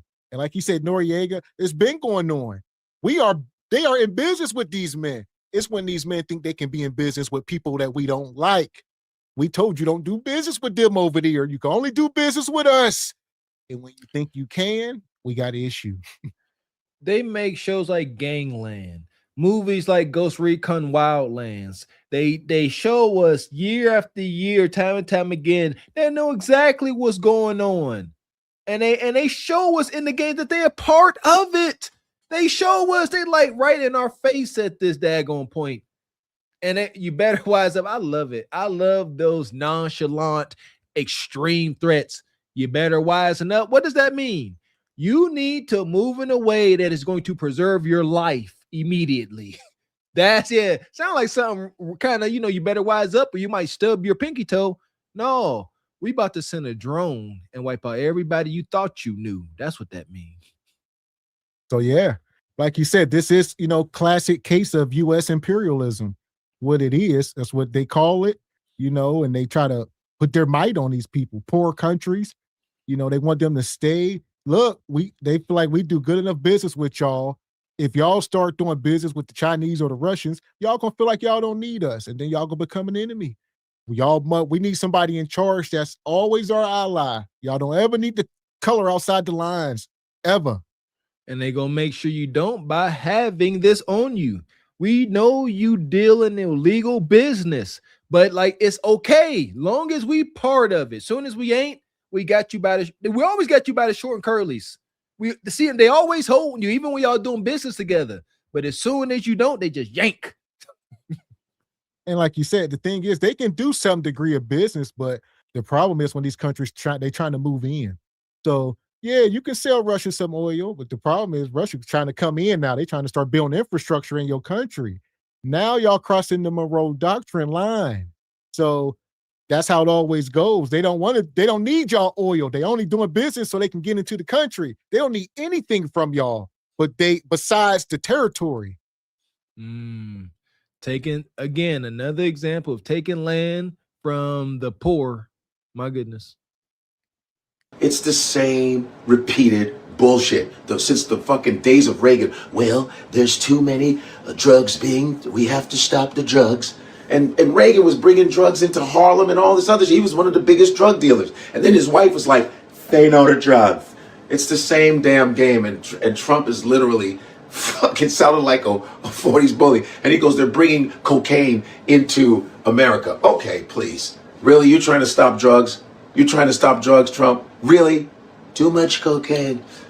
What are white women gonna do when they go to the bathroom in pairs? You have to have cocaine here. You need them. Who's going to supply our white women? Shout out to Godfrey. All right.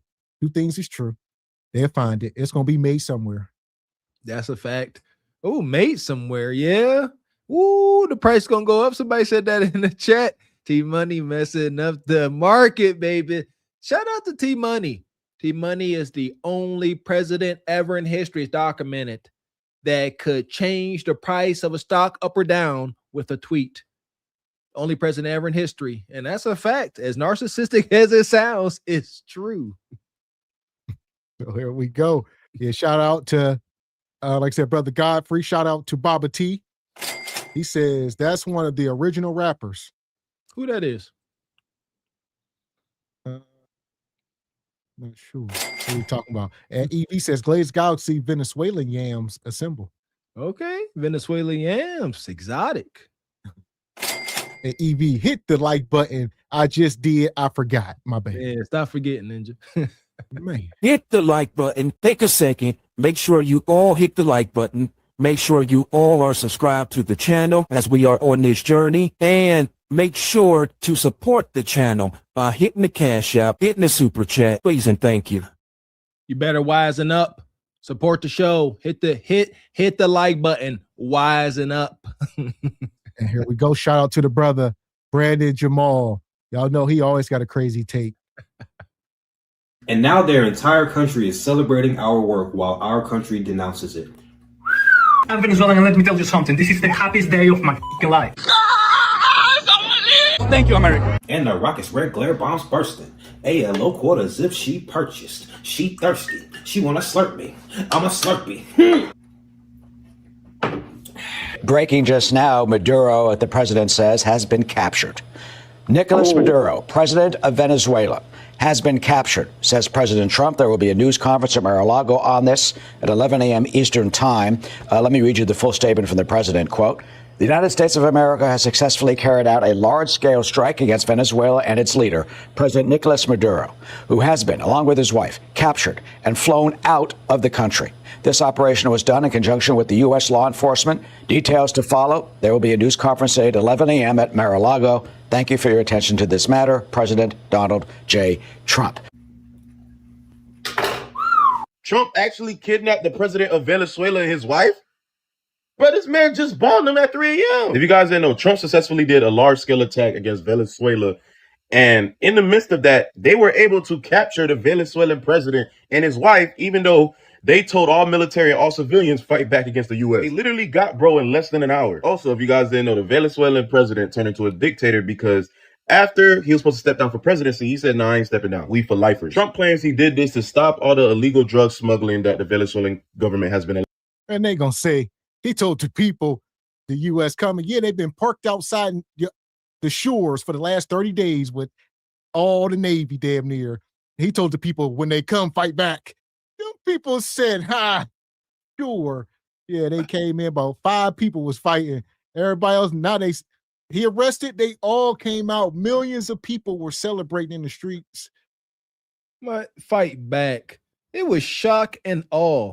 United States been doing the same thing since the beginning of time.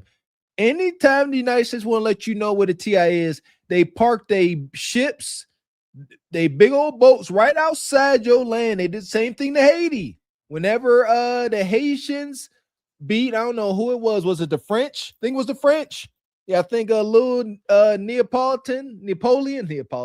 Napoleon came in, and he didn't come by himself. When he talked to who was in charge, he had all the ships behind him. Said, listen here.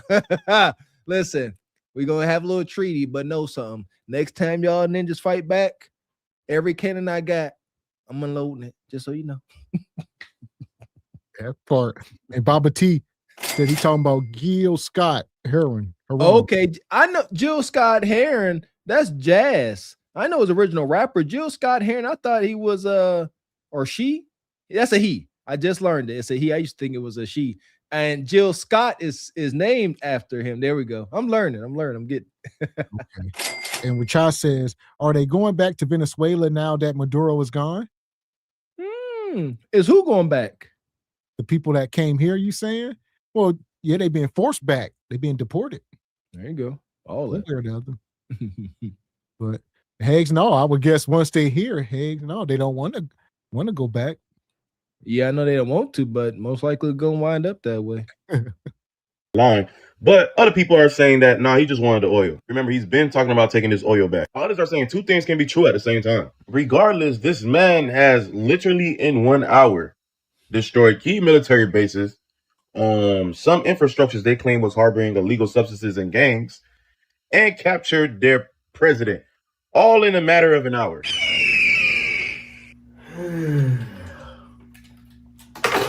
Shouldn't have been talking shit. Hopefully, Iran is next. You know, Iran be talking big shit. You know what I'm saying? Iran government been talking about to America. So I think we should go over there and forcibly liberate their women. I think Iran deserves the freedom that Venezuela just got. Now, I know Trump derangement syndrome is alive and well because y'all turned on Nicki Minaj simply because she was thanking President Trump for caring about Christians being slaughtered in Nigeria. And y'all turned on her because she said, boys can be boys, that's okay. Like, she has a son, for Christ's sake. She doesn't want that son turned into a daughter. She doesn't want that boy to take puberty blockers. She doesn't want that boy to mutilate his body parts because society says that it's okay. And in modern day and age, that makes you brave, apparently, just speaking up for common sense. So she thinks President Trump is brave for that. She said very clearly why she's happy with the president. She couldn't have been more transparent, but you liberals was like, nah, because Trump derangement syndrome is alive and well. The president of Venezuela, can you imagine how America would act when Trump's presidential term ends if he just stayed? He's like, nah, I'm in this bitch. You can't kick me out. That's what the president of Venezuela was doing. Yeah. Especially when he was voted out overwhelmingly, like 80-90% of the people voted against him. And he said, yeah, hold my beer. Putin do the same thing. But then a few years later, they had another election, then they rigged it. It's documented. They said, all right, we're going to do it again. It was years later. They said, let's do it again about 3 or 4 years later. And they rigged the entire election to where he won overwhelmingly. Amazing. Folks got deleted, just like Putin. Allegedly, Putin do the same thing.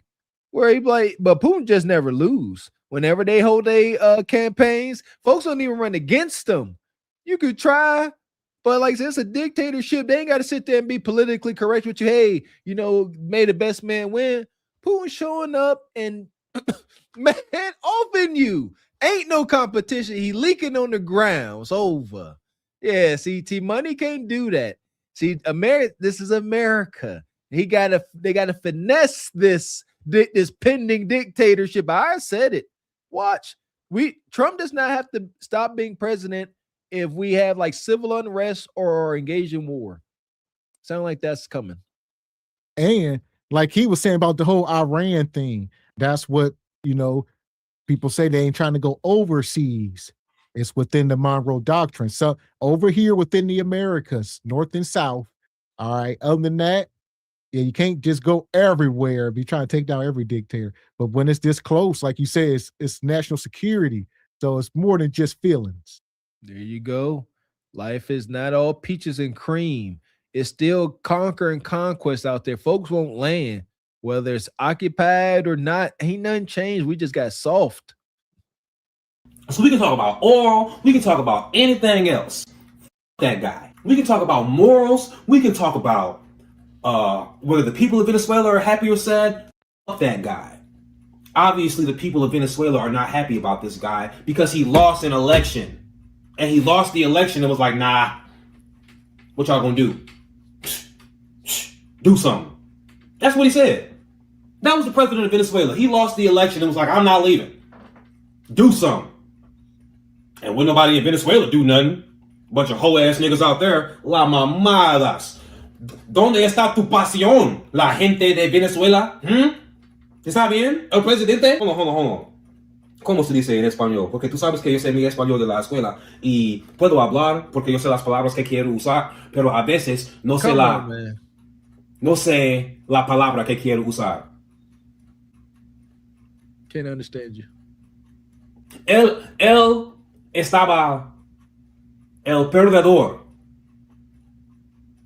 And he was like, no voy a salir. ¿Qué vas a hacer? La gente, nada. No mames. We just captured the president of a foreign country without any casualties or collateral damage in 3 hours. We can be very precise or simply destroy everything. Don't with us. Facts. And now their entire country is celebrating our work while our country denounces it. Like I said, the man lost an election and stayed.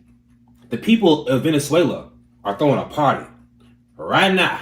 I'm Venezuelan, and let me tell you something. This is the happiest day of my life. They have massacred us, intimidated us, humiliated us. And today we finally recover hope. It's been 25 years of dictatorship. How can you defend that? They have forced more than 8 million Venezuelans to flee the country, including me. And I'm not going to let anyone to tell me that this is not good for us. This is the best thing that could happen to Venezuela. This is what all Venezuelans want.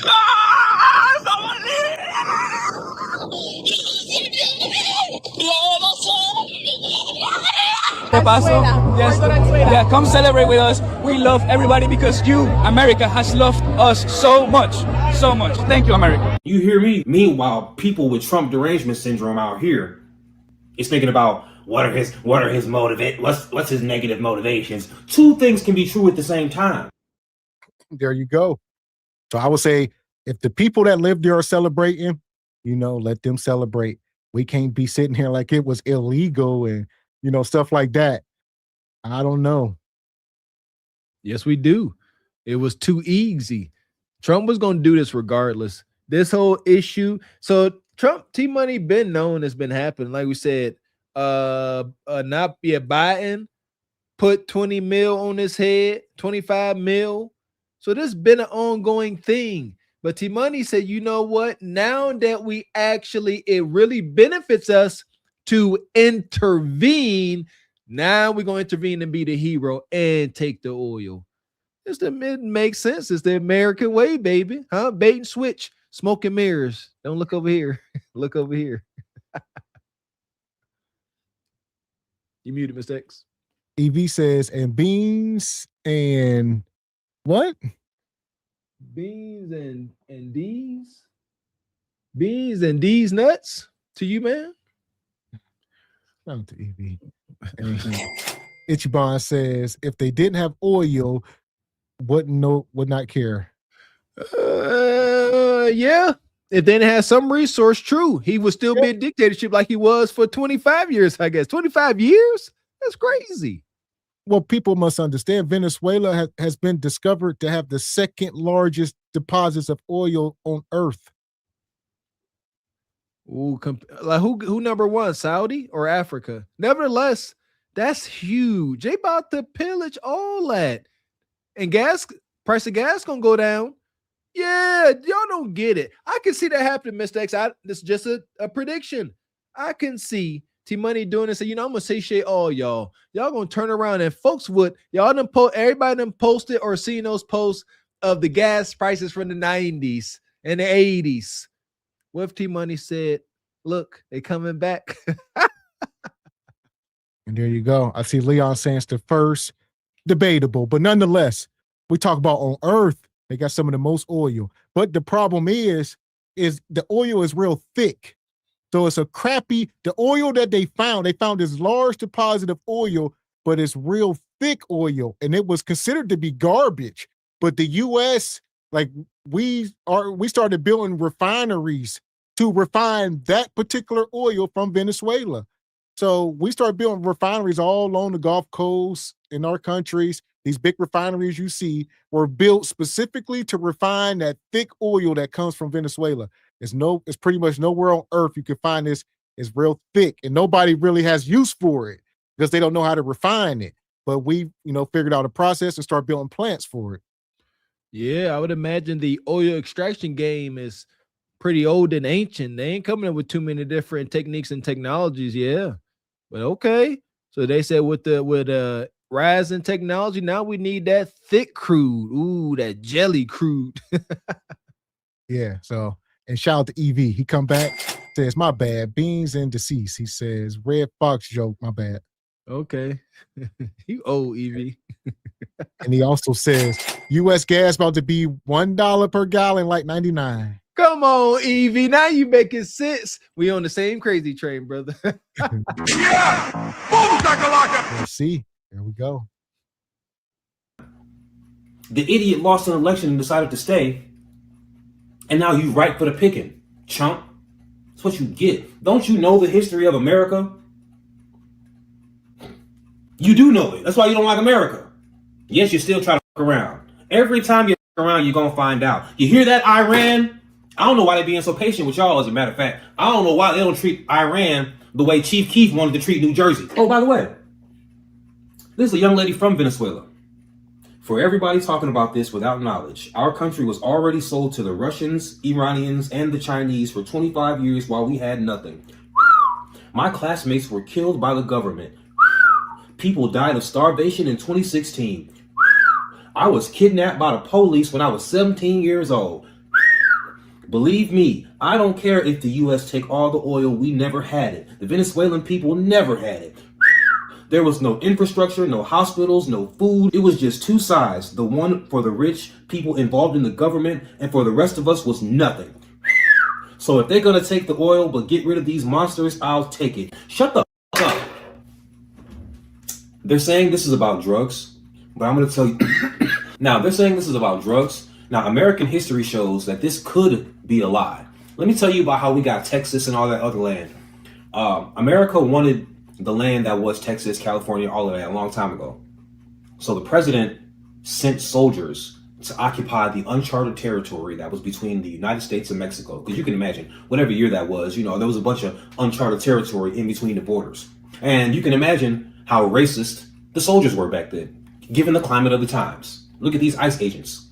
They come from that lineage. You feel me? Not all ICE agents, obviously, but there are a healthy amount of racists within the platoons. There clearly are. You know, I know they're illegal and you're doing your job, you're getting them up out of here, but you don't have to treat them like they're not humans. And we've seen the footage. I'm not saying you're not doing your job because you're legally authorized to do it. But, you know, we can see that there are lots of y'all who are just really, really just happy to put your hands on somebody that's brown and get them up out of here. You know, like I said, I think they should just act like regular police and just without all the aggression and the... Yeah, and I see y'all say he talking about the Louisiana Purchase. So here you go. We can do a whole episode on that. I know we learned about that in grade school. Heck, Louisiana Purchase. I don't remember anything about it, but I remember Louisiana Purchase. I remember hearing about it. Wasn't nothing purchased. Stolen. It was stolen. Yeah, okay. I ain't surprised. The Purchase. I love America. Richard says Venezuela has the largest oil reserves. Saudi is second, Iran third, Russia is eighth. Wow. So it's number one reportedly. It's just got the thick crude. Nobody else can refine it but us. Shout out to us, huh? Yeah. So, well, nobody wants to. I'm sure they probably can, but we invested a lot into it. I mean, that's, you know, I think 50% of their exports were coming to us. So we were doing heavy business with Venezuela. And that's what T-Money was mad about, because he said we should have overthrew them long ago. He said we paid them for something that should already be ours. He said, I don't know why we paid this dude for oil. They just took it. Hey, he said it was our infrastructure. He just took it. Yeah, I guess it went unchecked. I don't know. That's a heck of a task. Welcome. Good morning, Mr. President. Today, guess see what's going on in Venezuela. They got gajillions of dollars worth of oil that probably belong to us. We might want to look into that. and the secrecy, but they like it. You know, it's part of the job, I guess. Whatever. But anyway, so the troops were down there, and they just wait, and the president just waits for the eventual skirmish to happen, because there's going to be a conflict. Some Mexicans die, some Americans die. But now the president can say, Mexicans have killed Americans. And they went to war. Mexico couldn't defend themselves, so they sold America that land for dirt cheap. But they told the public it was about Mexicans killing Americans. You see what I'm saying? So, this may not be about drugs. It may be about oil and resources and things, but you heard the testimony from the young lady. The people in Venezuela don't have shit. It's as corrupt as they get. Y'all be talking so much shit about America when these other places are way more corrupt. I know we got problems out here. But do you want to go live in Venezuela? I don't think so. I think the fuck not. Probably not, my boy. What are we talking about? I know we got our problems here. But you can't act like we ain't top 5. In my book, we number 1. But you can't act like we ain't top 5 around this bitch. Y'all got us messed up. So if this is about getting drugs out of the country and keeping them out of the country, or if this is about the resources, either way, it's a good thing for Venezuela because the president was doing his best to become a dictator after he was no longer the president because he lost the election. I don't know if you people can hear me. He lost the election and he stayed. It's all right. And the rockets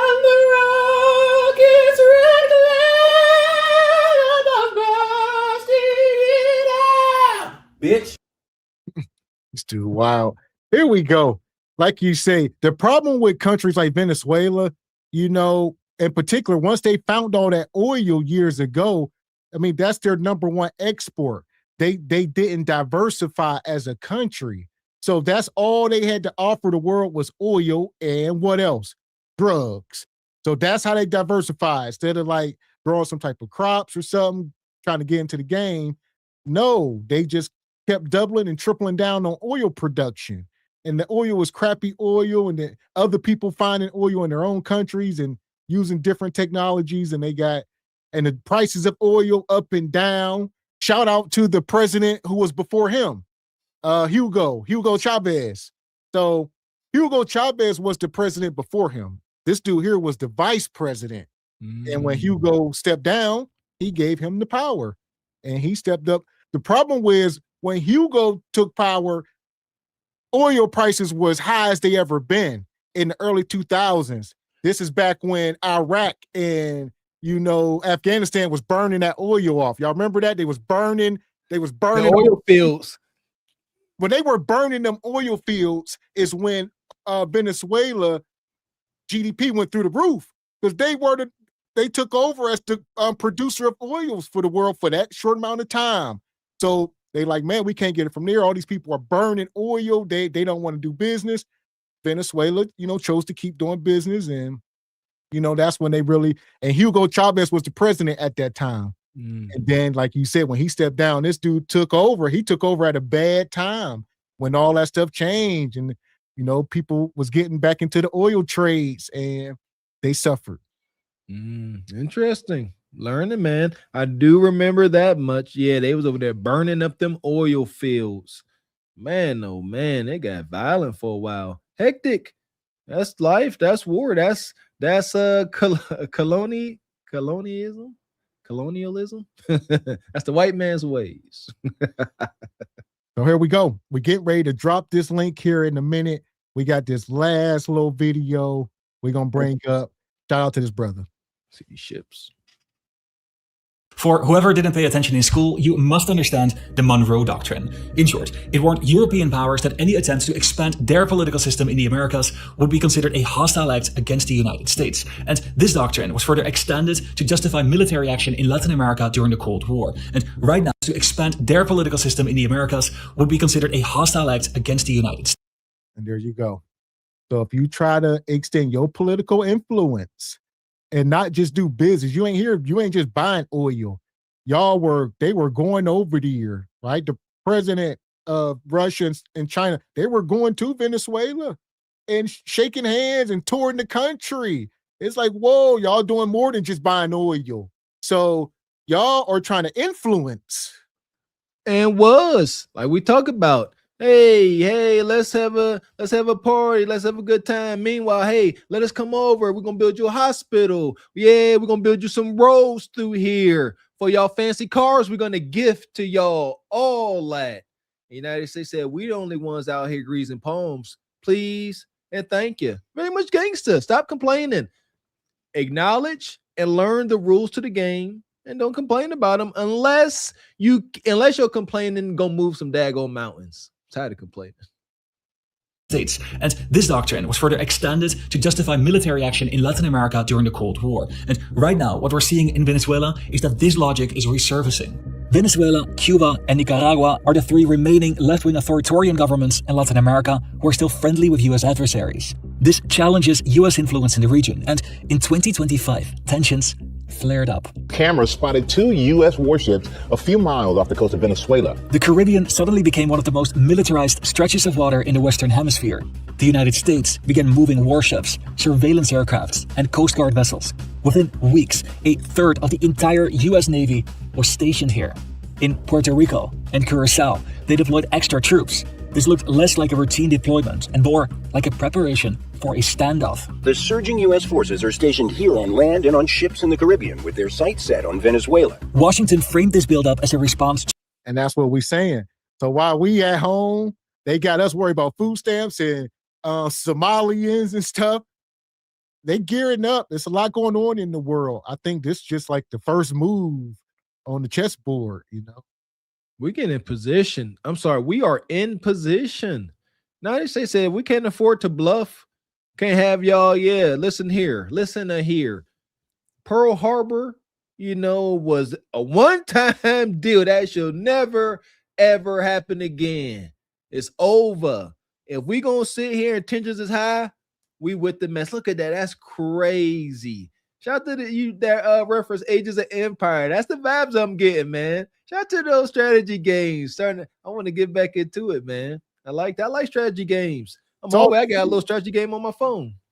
Yeah, that's all this is. Strategy, geopolitical strategy. Like they say, the last 3 countries that are still friendly with our adversaries: Nicaragua, Cuba, and Venezuela.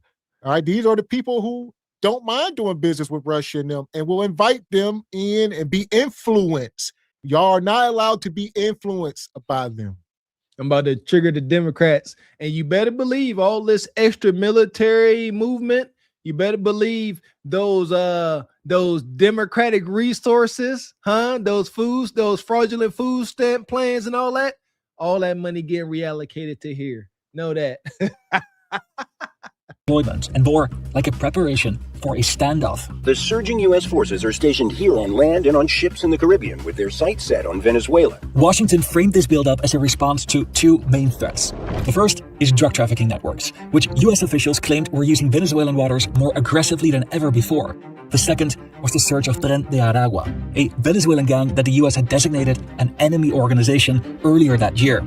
This framing was crucial. It allowed Washington to maintain the stance that the U.S. was not escalating towards an interstate conflict. But then they struck. President Trump announced late today that the United States has sunk a boat after it left Venezuela carrying drugs. On September 2nd, the first boat was hit. Every boat that we knock out, we save 25,000 American lives. Everybody on board was killed. The U.S. said that this happened in international waters, which Venezuela disputes. And shout out to Trump. Look at that. They done hit that boat. You don't see nothing but fatty dust. Fatty dust. Yeah! Boom, shakalaka! Trump said, how do we know? Fatty dust. Look at the drugs. Look at the cloud. That's pure cocaine just vaporized in the air. You see how he sell it? You say, oh, no, you don't know who that was. He said, just know this while you questioning me. And for every narcotic speedboat we take down, one boat saves 25,000 American lives. Everybody else said, okay, you right, you got it. You're welcome, Leon. He saved you. You're most welcome. Wicked. And shout out Devil's Gangsters. China, Russia, U.S. are all in Cold War as we speak. It's more like tepid. It ain't too cold. It's getting a little warm. Man. And shout out to the guy, Jay Tillman, been a member 2 months. Says blessings and peace and prosperity to the realest duo. Appreciate you. Shout out to Jay Tillman over at Jay Tillman Lo-Fi and back to the flicks. Appreciate you, brother. Appreciate you. Yeah! Boom, shakalaka! Now here we go. Betty does, huh? Every boat that we knock out, we save 25,000 American lives. Everybody on board was killed. The US said that this happened in international waters, which Venezuela disputes.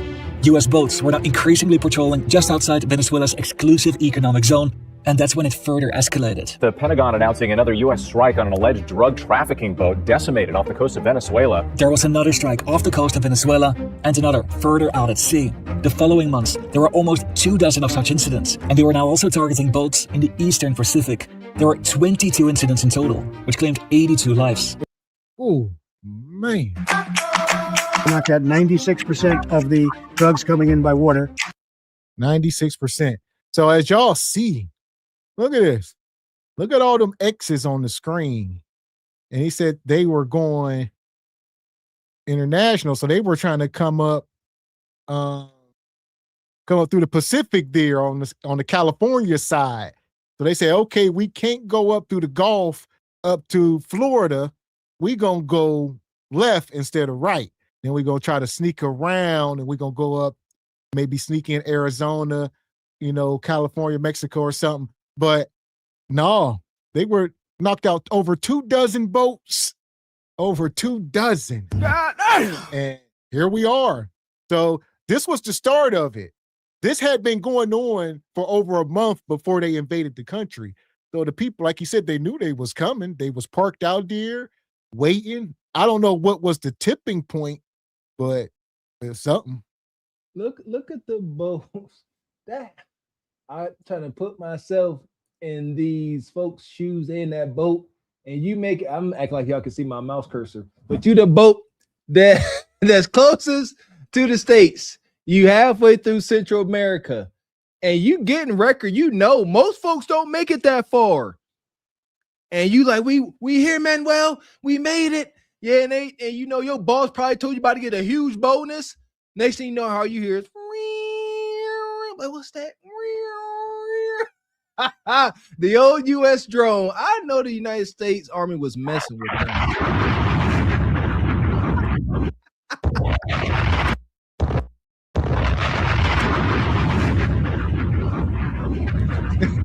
Well, that you don't hear. That you don't even feel that. Yeah, the sound come after all the boom and the carnage. Shout out to these poor souls, man. Like, golly, these were the mules. These were the pawns. They was forced by gunpoint to get on these boats. Y'all don't get that. They didn't do this willingly. So here we are, man. It's been wicked. Like I said, a lot of this, we talked about the Monroe Doctrine, and we've been hitting on some stuff. So we get ready to drop the link. Where you ninjas at? All right, come up. Let us know where we wrong. Let us know where we right. More right than wrong. I don't think we was wrong. Some of y'all said we was. We always wrong. I like, heard of the Monroe Doctrine, never really sunk in, didn't never think about it since grade school. Nevertheless, I like that. I love it because regardless of how mistreated our ancestors were, done terribly, acknowledged, as bad as all the injustices we deal with today, understand. I still don't want to be anywhere else like the one brother said. What's his name, Jamal? Yeah. I don't want to be in Russia. I don't want to be in China. I like to visit some parts of rural China, but I ain't trying to stay under no dictatorship. Like, y'all don't get it. They literally will work. It's my understanding, right? If you are an overproducer, like, you don't get to keep all your spoils. They distribute funds out evenly. I could not imagine living under different circumstances. I just couldn't. Like, again, everything ain't fair and peaches and cream here. At the very same time, I don't know any place better. Maybe it's my ignorance. Welcome in, brother TJ. Welcome up, brother. How you feeling? Good. Can you guys hear me pretty good? Yes, sir. Yeah, I think a lot of people prior to Donald Trump doing what he did was unaware of what was going on in Venezuela, or that was even caring about anything related to Venezuela. So everybody's we got a history of doing this. This is not nothing new. The thing that I find laughable is when our country decides, when our government decides to go take out or do regime replacement, they usually go to countries that they could actually, if they really wanted to, they could just send the LAPD in there to take over. don't forget, it was only 6 guys that went into Pakistan that took out Osama bin Laden. And Pakistan threatened the United States, and Pakistan got nuclear weapons. Pakistan told the United States, you come in here to get Osama bin Laden, it's going to be war. The United States sent 6 dudes into Pakistan to get Osama bin Laden. They sent even less people into Venezuela. It will be to get, so I'm pointing that out to say Venezuela, Colombia, these countries are not the only countries in the world that have dictators in them. And one of Trump's overarching messages was, we can't have these dictators. But his ass ain't sending nobody to North Korea, and his ass ain't sending nobody over to Russia for a reason.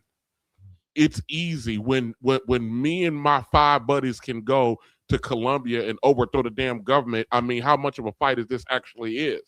And let me explain something to you guys about Mindoro and the Venezuelan government.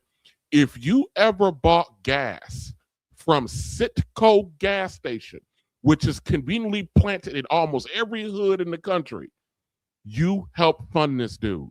Because Citgo gas station, which is a large gas station chain in the United States, is owned by the country of Venezuela.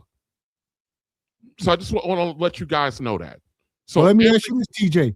Huh? Do you not believe in the Monroe Doctrine?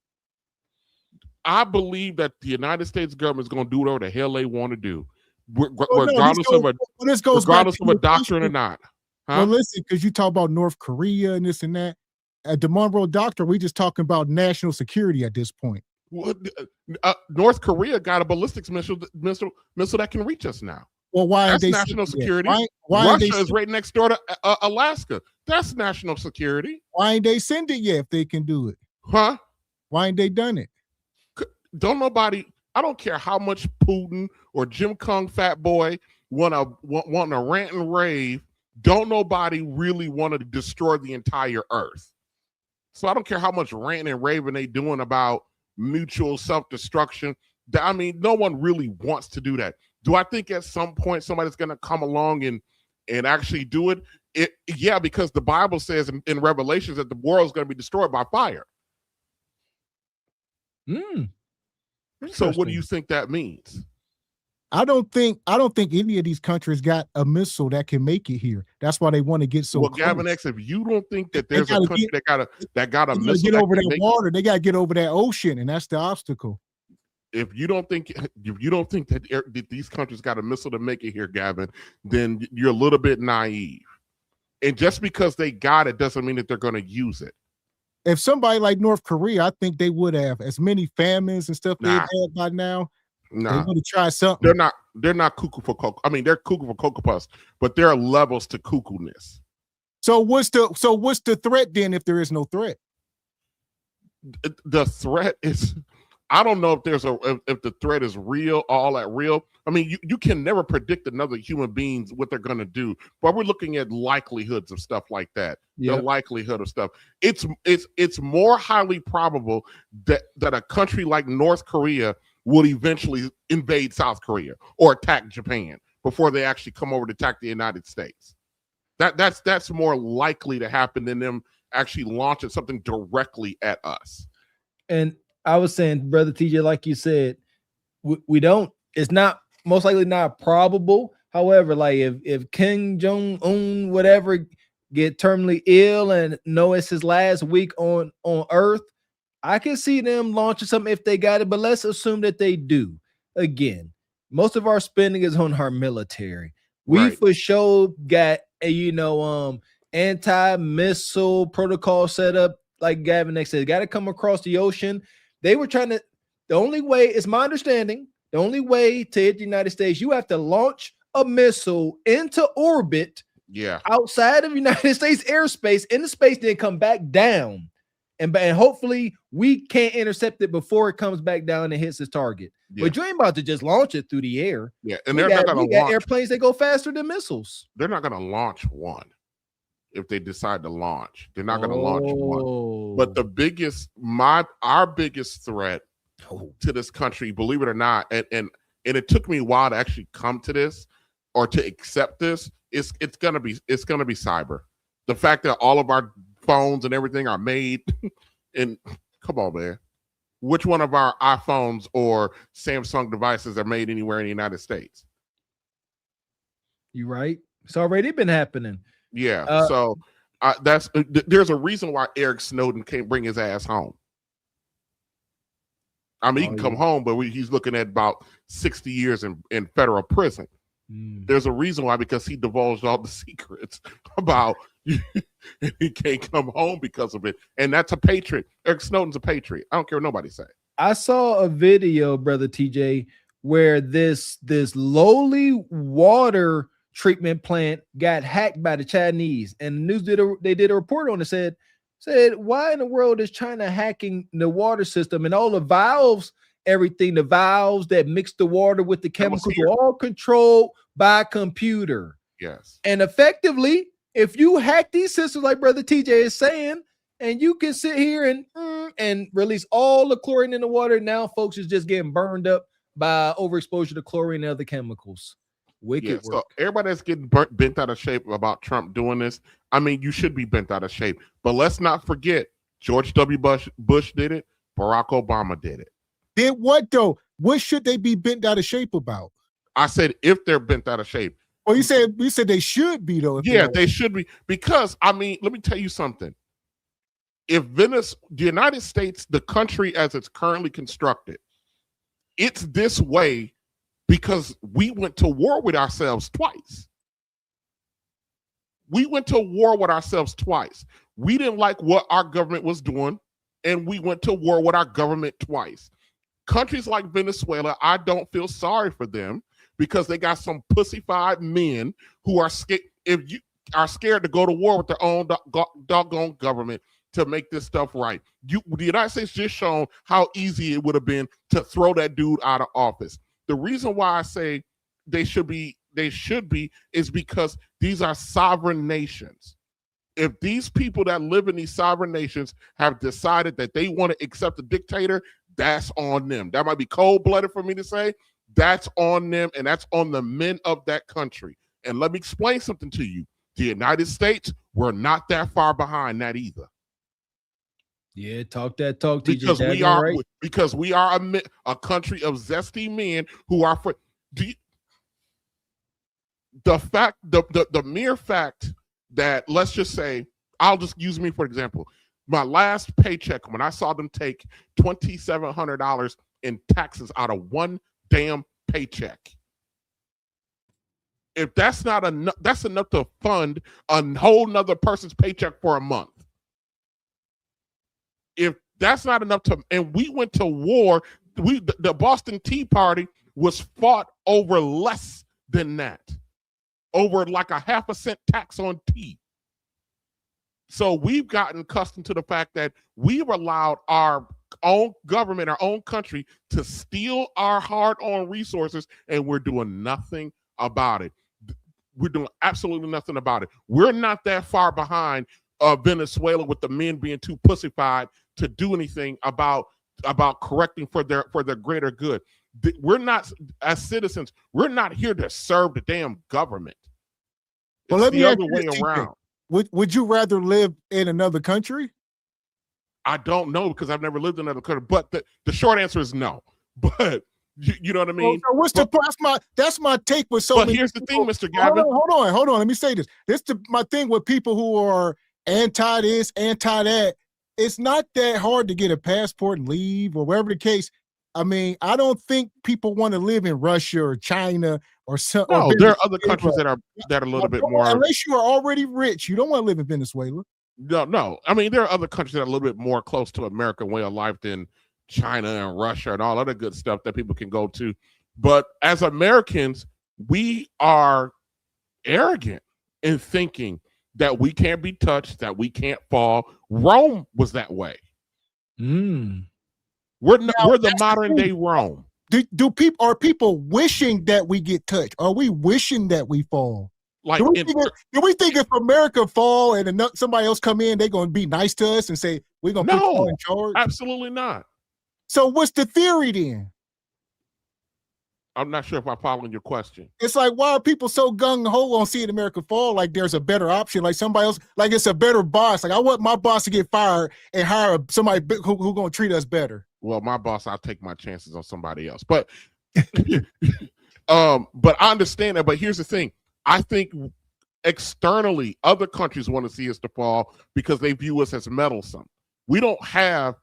Americans think that everybody wants to be like us because everybody wants to come here. That's not entirely true. People want to come here for resources. Not that they're so pro-American. The sentiment outside of the United States, from our understanding, we're not looked the most favorably, even amongst our own allies. And most of our allies are allies for financial reasons or for security reasons, not because they believe in an American way of life. Yeah, I was gonna say, yeah. Man Evolved, brother, I don't know what you got going on. You gotta give us a thumbs up or something, but we can't keep bringing you up, brother. I don't know who. But what Trump did was nothing new. Obama did it with Gaddafi. George W. did it with Saddam Hussein in Afghanistan. George W. Bush, he installed two different governments, Afghanistan and Iraq. And Donald Trump just did the one, but he's not stopping there. He wants Cuba and he wants Colombia. And Donald Trump doesn't say things that he doesn't mean. I've learned that over the time that I've seen him jumping into the quote unquote political arena. If the man says it, that's what he wants, and he's going to find a way to try to get it done. Now, what that means for us as Americans, inside the country and globally, I really don't know. I would be given if he starts moving more aggressively like that with these countries. As Americans, I would stop. I'd be watching out for my international travel a little bit, because to get back is real, and you just trying to enjoy yourself. So I really don't know. Your question is the world on fire. I don't know. All right, I'm gonna get you in, brother. 10, how you been? Long time no see. Welcome in, brother 10. Man, peace and blessings, brothers. Glad to be a part of y'all platform. Much love to everybody in the chat. Much love to everybody on the panel. I love it. I love everything that's going on. I love everything about what's going on. What exactly for what reasons? What parts of all this madness do you love? And how are you benefiting from it? Well, I think we benefit from stuff like this, like y'all said, like we stay in this country. So in the best interest of us and our safety and our protection, we benefit from it because it's like working at a job, and your job is well protected and a strong Fortune 500 company that makes good investments for the future of the employees. And eventually y'all might get some trickle down effects. Y'all might get a bonus or something. It's like we're always going to benefit as long as America is as powerful as it is, or as powerful as it's trying to become, because like people mentioned in the chat, we are in Cold Wars with Russia and China. So, I mean, it's either you're going to be on America's side or you're going to be on Russia and China's side. And I think people get biased by who's the leader of America. So that makes them sit in this little gray area where they're not all the way on board with things that's done in the benefit of the whole country. Okay. Yeah, listen. Go ahead, Mr. Hey, what you got, Mr. Walker? No, I was gonna say, listen, I agree. I don't have any tropes, any concerns what's going on. I've yet to hear anything to change my mind. When we started, I told you I'm a political atheist. I don't know too much about what's going on because I really don't pay attention. Call me ignorant, but right now, whatever's going on, if we doing something to keep our homeland safe with your kids and our babies, I'm not about to sit here and go against my own interests, especially when it's my family safety and my loved ones and friends. And some of y'all draft chickens. Shoot, we all family. I ain't trying to see, KGB spies and Asian assassins come taking y'all away. Unc be streaming, get drug out by his big toes. That part. And shout out to Man Evolved. Give me a thumbs up in the back, brother. All right, now let me hear something. What you got? Mic check. You got me? Yeah, I got you, brother. But you coming in and out, your camera going on and off. I don't know what you got going on. But hold on. I'm gonna get Unc in. What you got, Unc? I just find it funny. People be so anti-Trump, they become anti-American, and that's weird to me. Regardless of who in office, it's America first. Even when that stuff happened over there with Russian going with those other people that look like the Russians. I don't know if you can say it, the boo crane.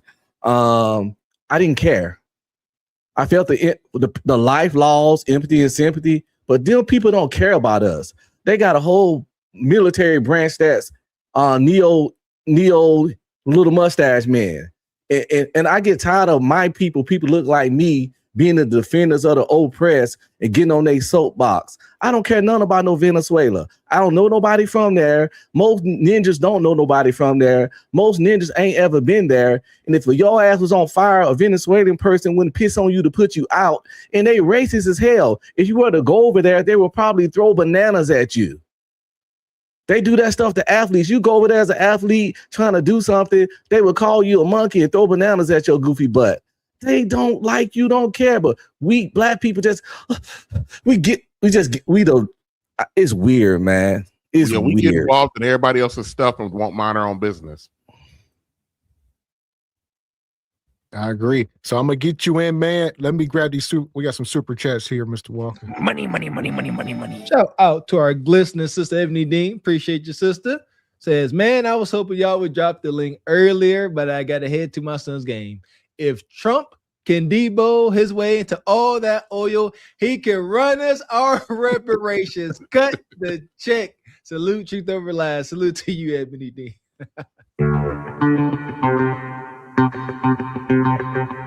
Shout out to Ebony Dean. She dropped a 20 in the Cash App as well. She says, have a great panel, fellas. Salute to y'all. Appreciate you. Good luck to your son. Get the win. Shout out to Ebony. Yeah! Boom, shakalaka! Shout out to Project Leroy. Appreciate you, brother. Says, look up the foreign assistance DOT Gov and look up how much money the U.S. is wasting money in Venezuela. Oh, okay. So there's waste going on, or there was. We cleaning it up. It's time to collect. Rent is due. That's all. Rent is due. It wasn't a waste. It was an investment because for future activities, which we seeing now. This a foreclosure? See, absolutely. We out here playing what is it? We out here playing checkers and they playing chess. And that's what's going on.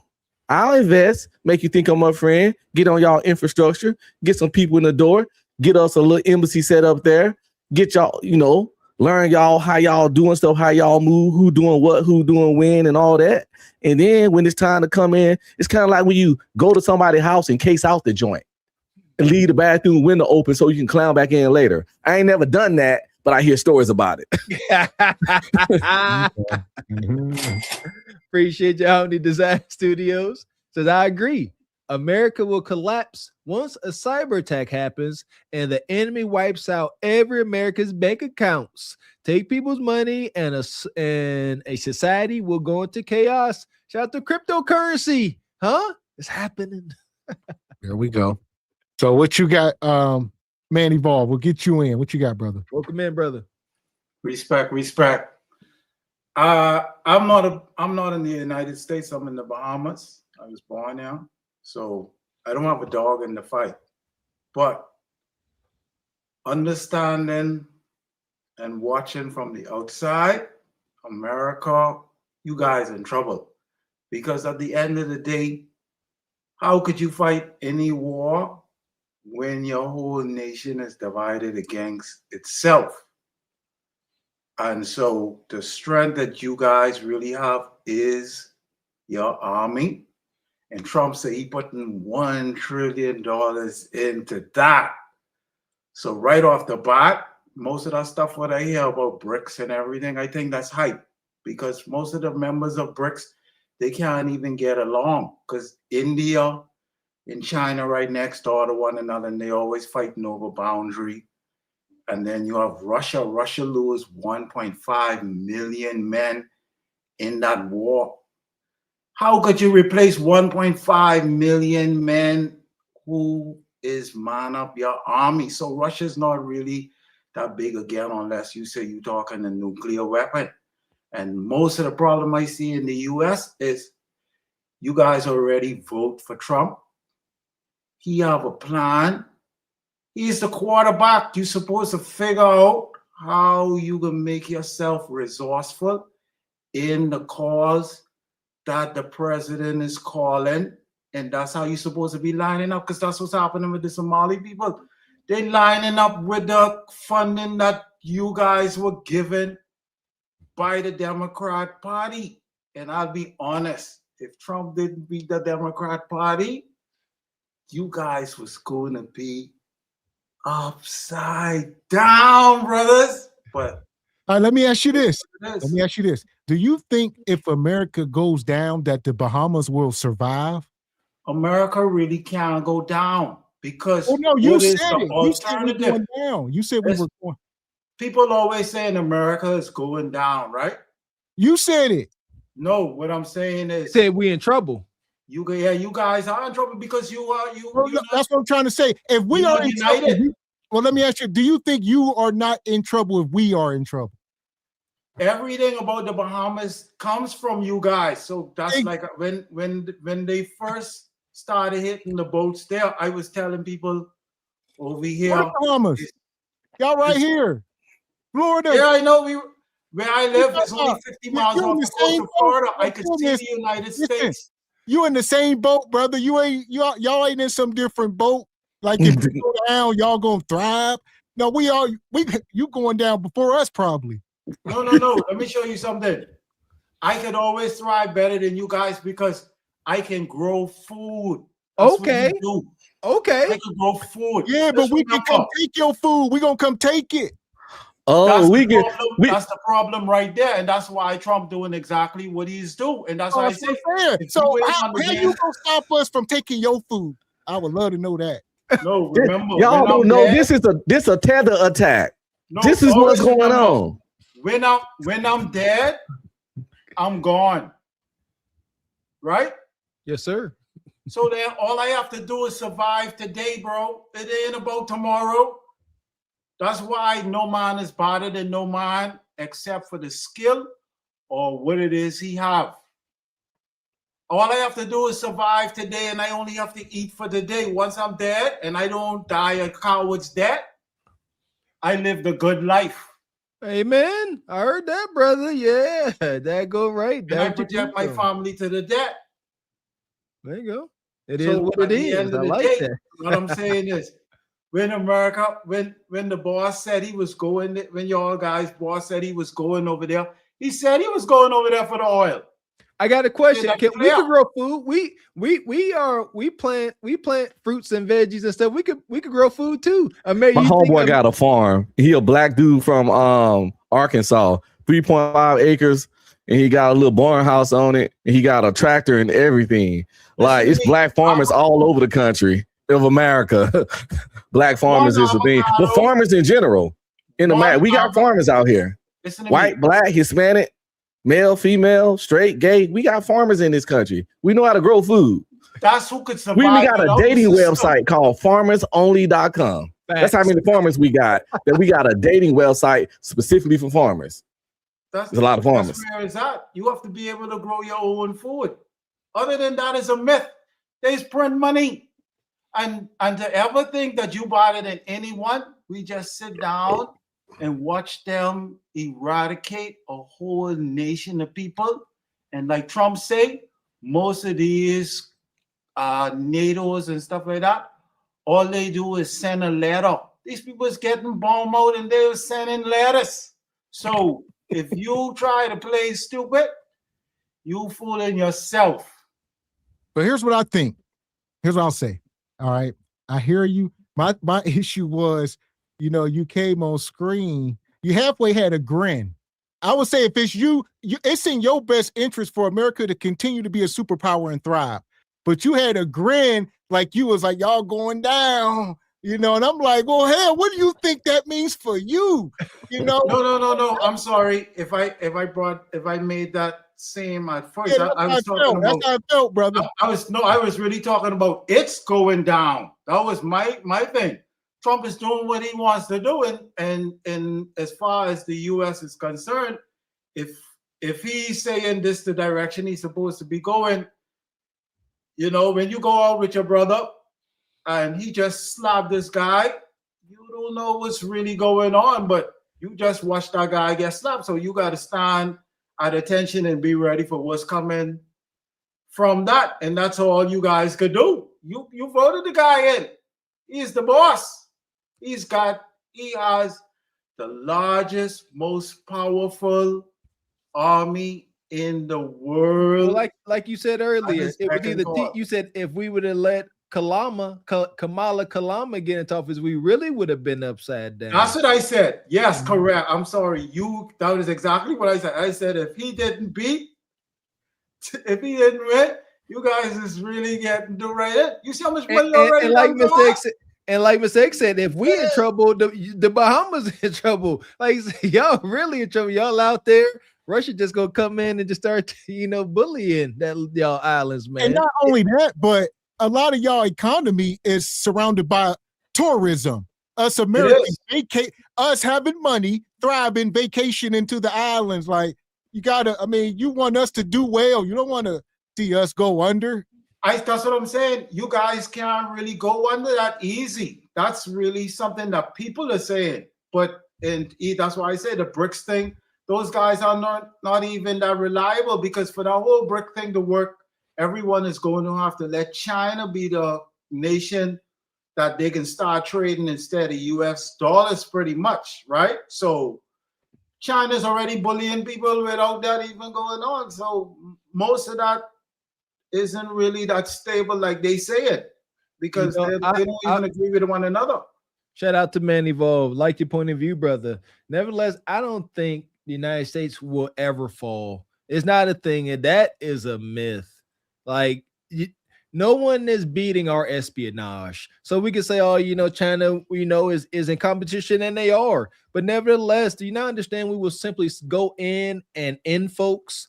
Like it just be in the whole planet. I'll say if America fall, I think it's the end for everything. They just gonna start pressing buttons, and it's just over. Everything gonna be powdery dust. Hey, Mr. Walker. Yeah. Go ahead. Mr. Walker, be careful when you say that, because at once upon a time, and it was in our lifetime, they said the USSR would never fall, and it failed. I agree with you. I agree. Even biblically, every nation that rises to power has to come down. Every nation falls, and usually it's going to be a rift between the people. Yeah, internally. But I think our greatest fear should be the rise of artificial intelligence, cyber robotics, and how weak our power infrastructure is. That's going to be the other country's only threat towards us. It's not going to be military brute force though. I agree.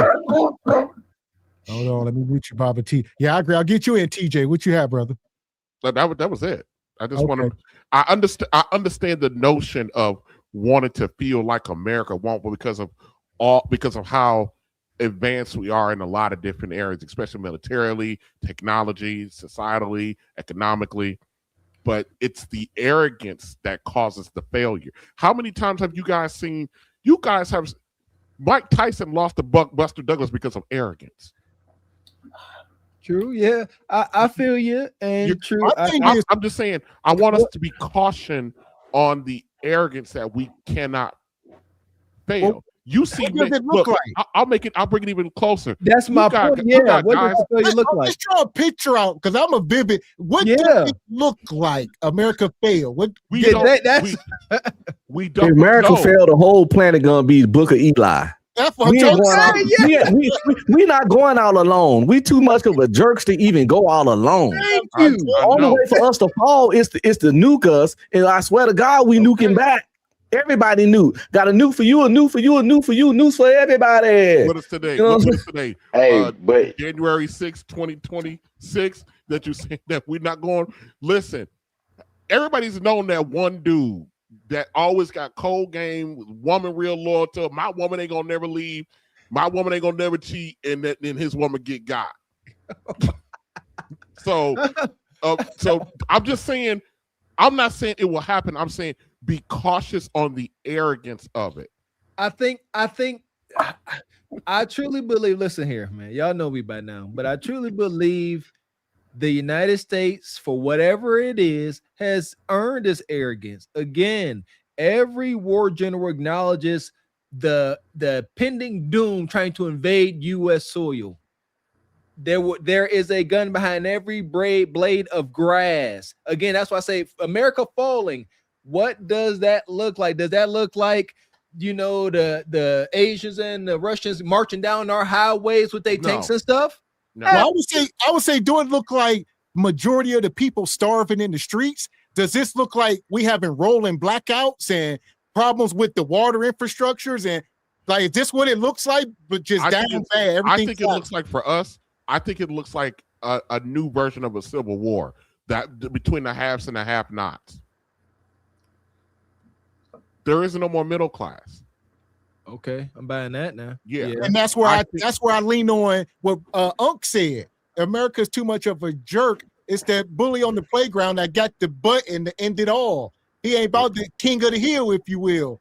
He like, before I let y'all take me down, it's over for all of. I think if it got to that point, society, the world wouldn't go on.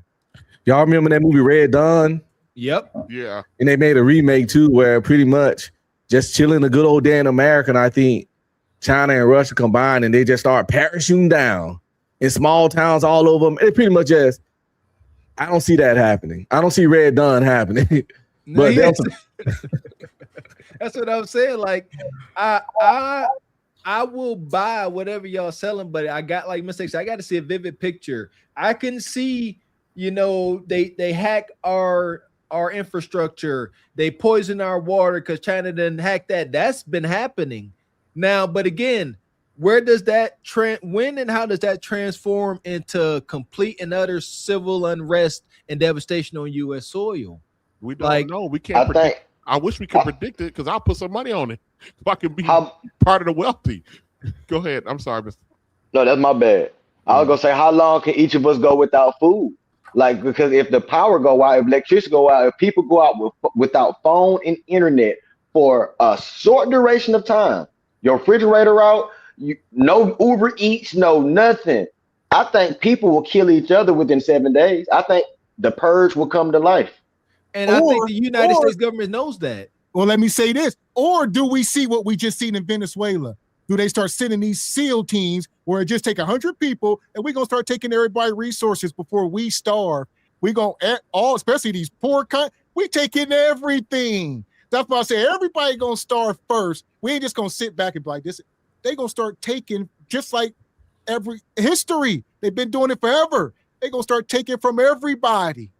I agree, Brother Tim. The United States, the vast majority of the United States population can't go with just inconveniences, food, no food for a couple of days, no lights, no consistent water and electricity.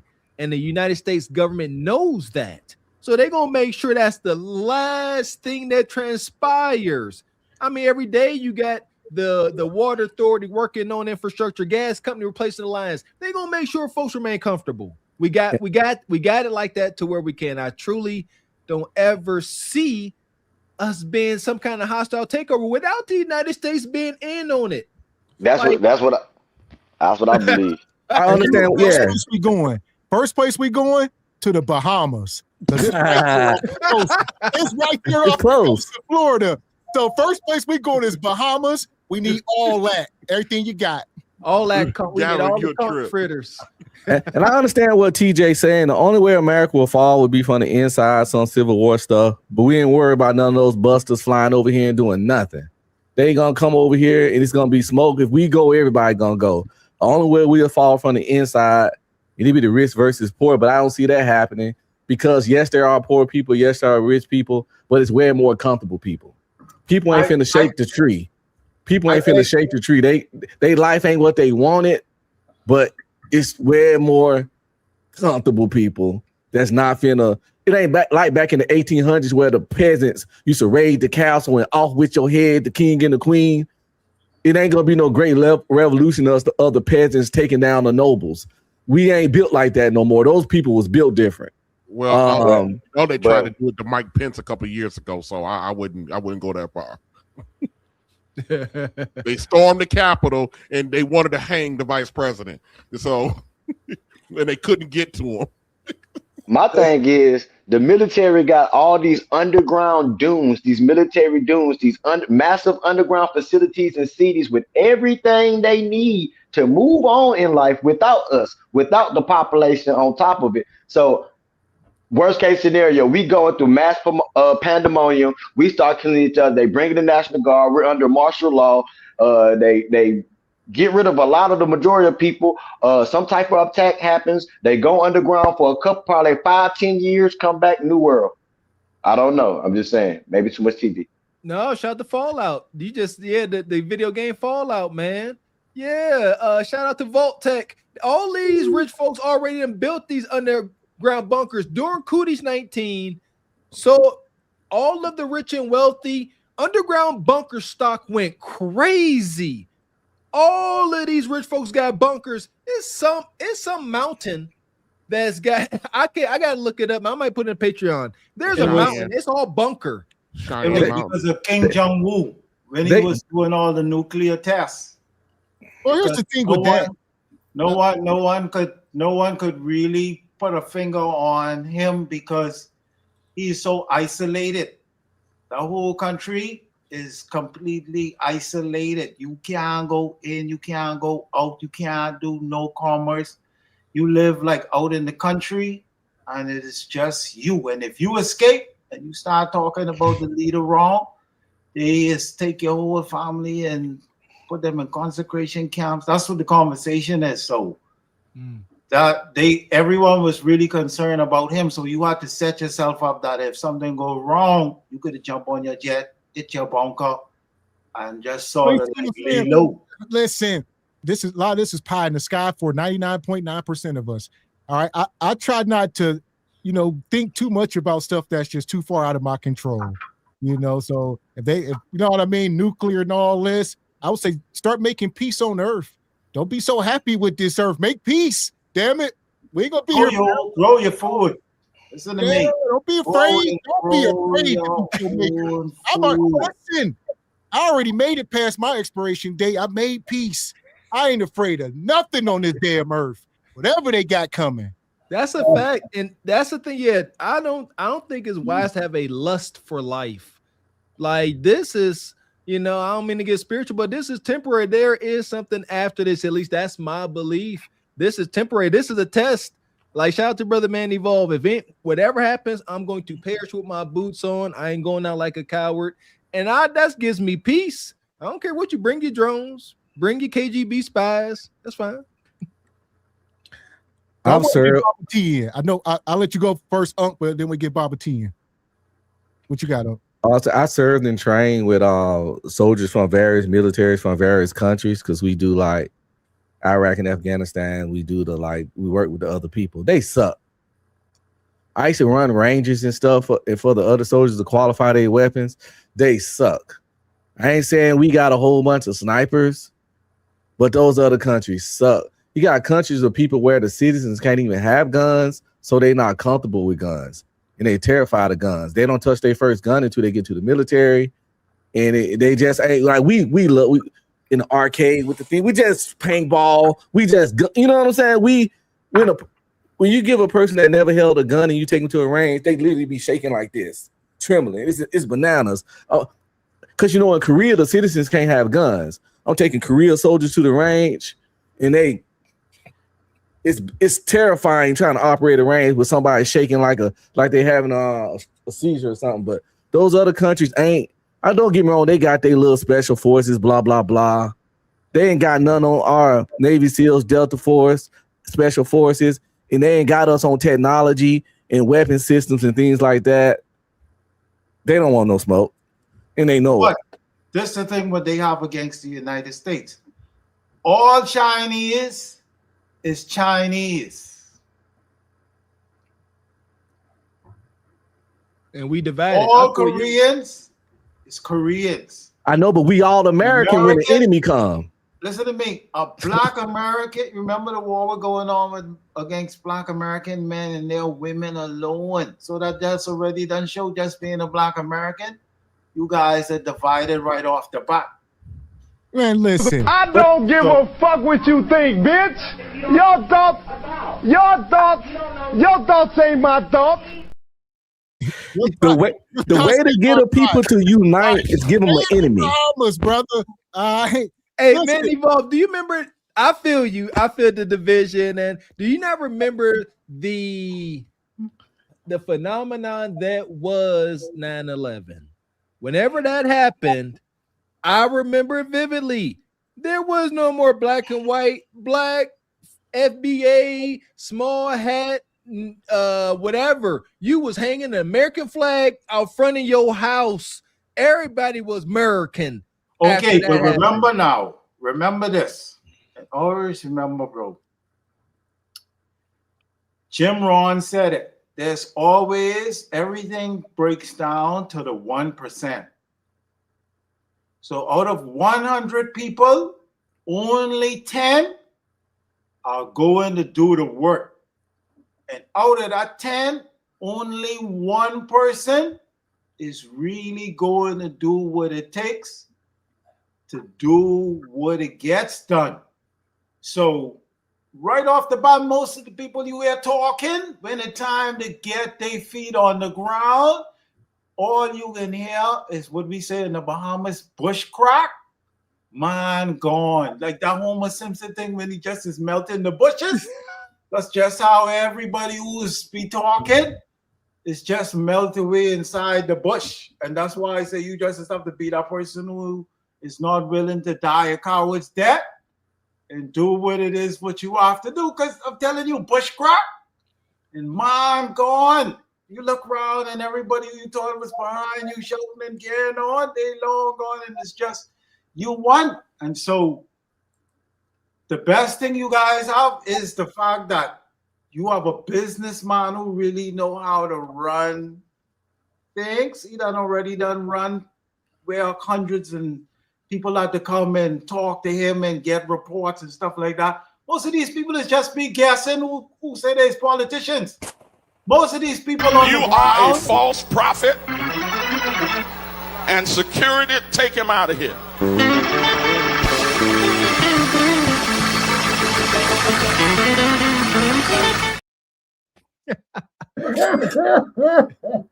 He think America some punks or something. He think we some punks.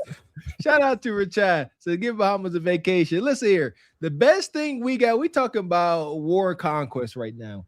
The best thing we got going in our favor as far as that, we are all armed. Y'all don't understand. Again, we're so lost. We are all armed.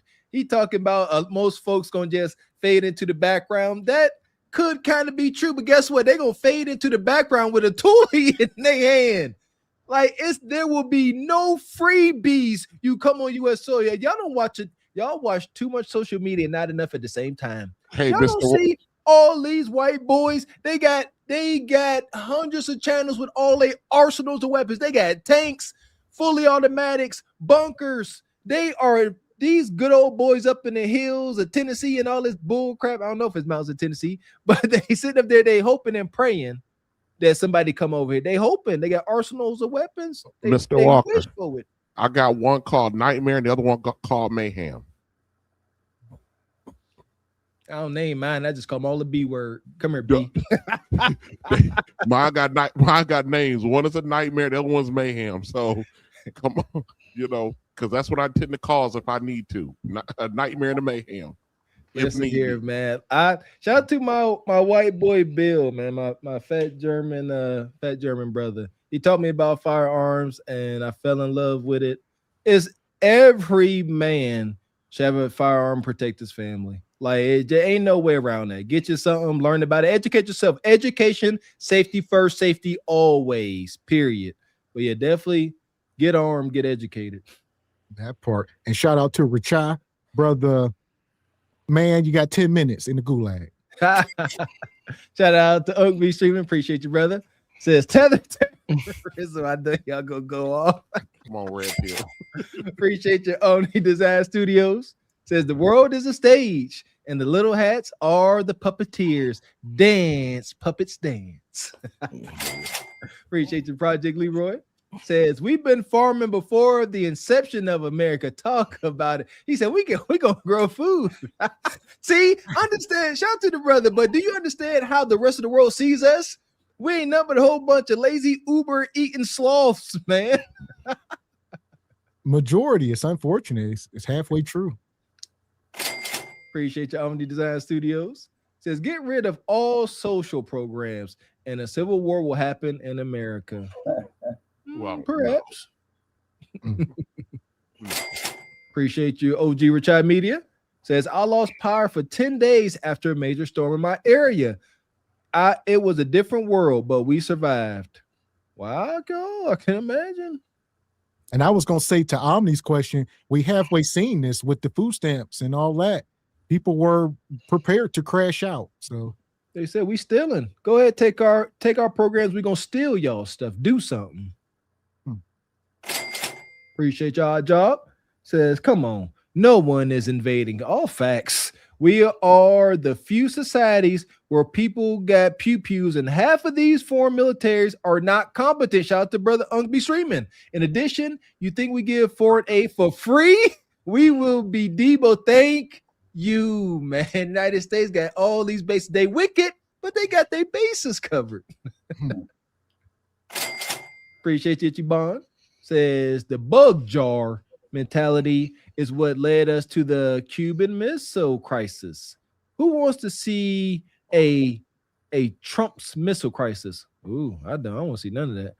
Man. If it gotta be that way, it gotta be that way. No missiles. Shout out to Devil Caves. Says this tether underestimates some of us Americans. It doesn't appear to be that way. We about it, man. Evolve. We a bit arrogant, but America about it now. We violent warmongers. So here we go. Like I said, he'll be back up here in a few minutes. I want to get Baba T in. You've been patiently waiting.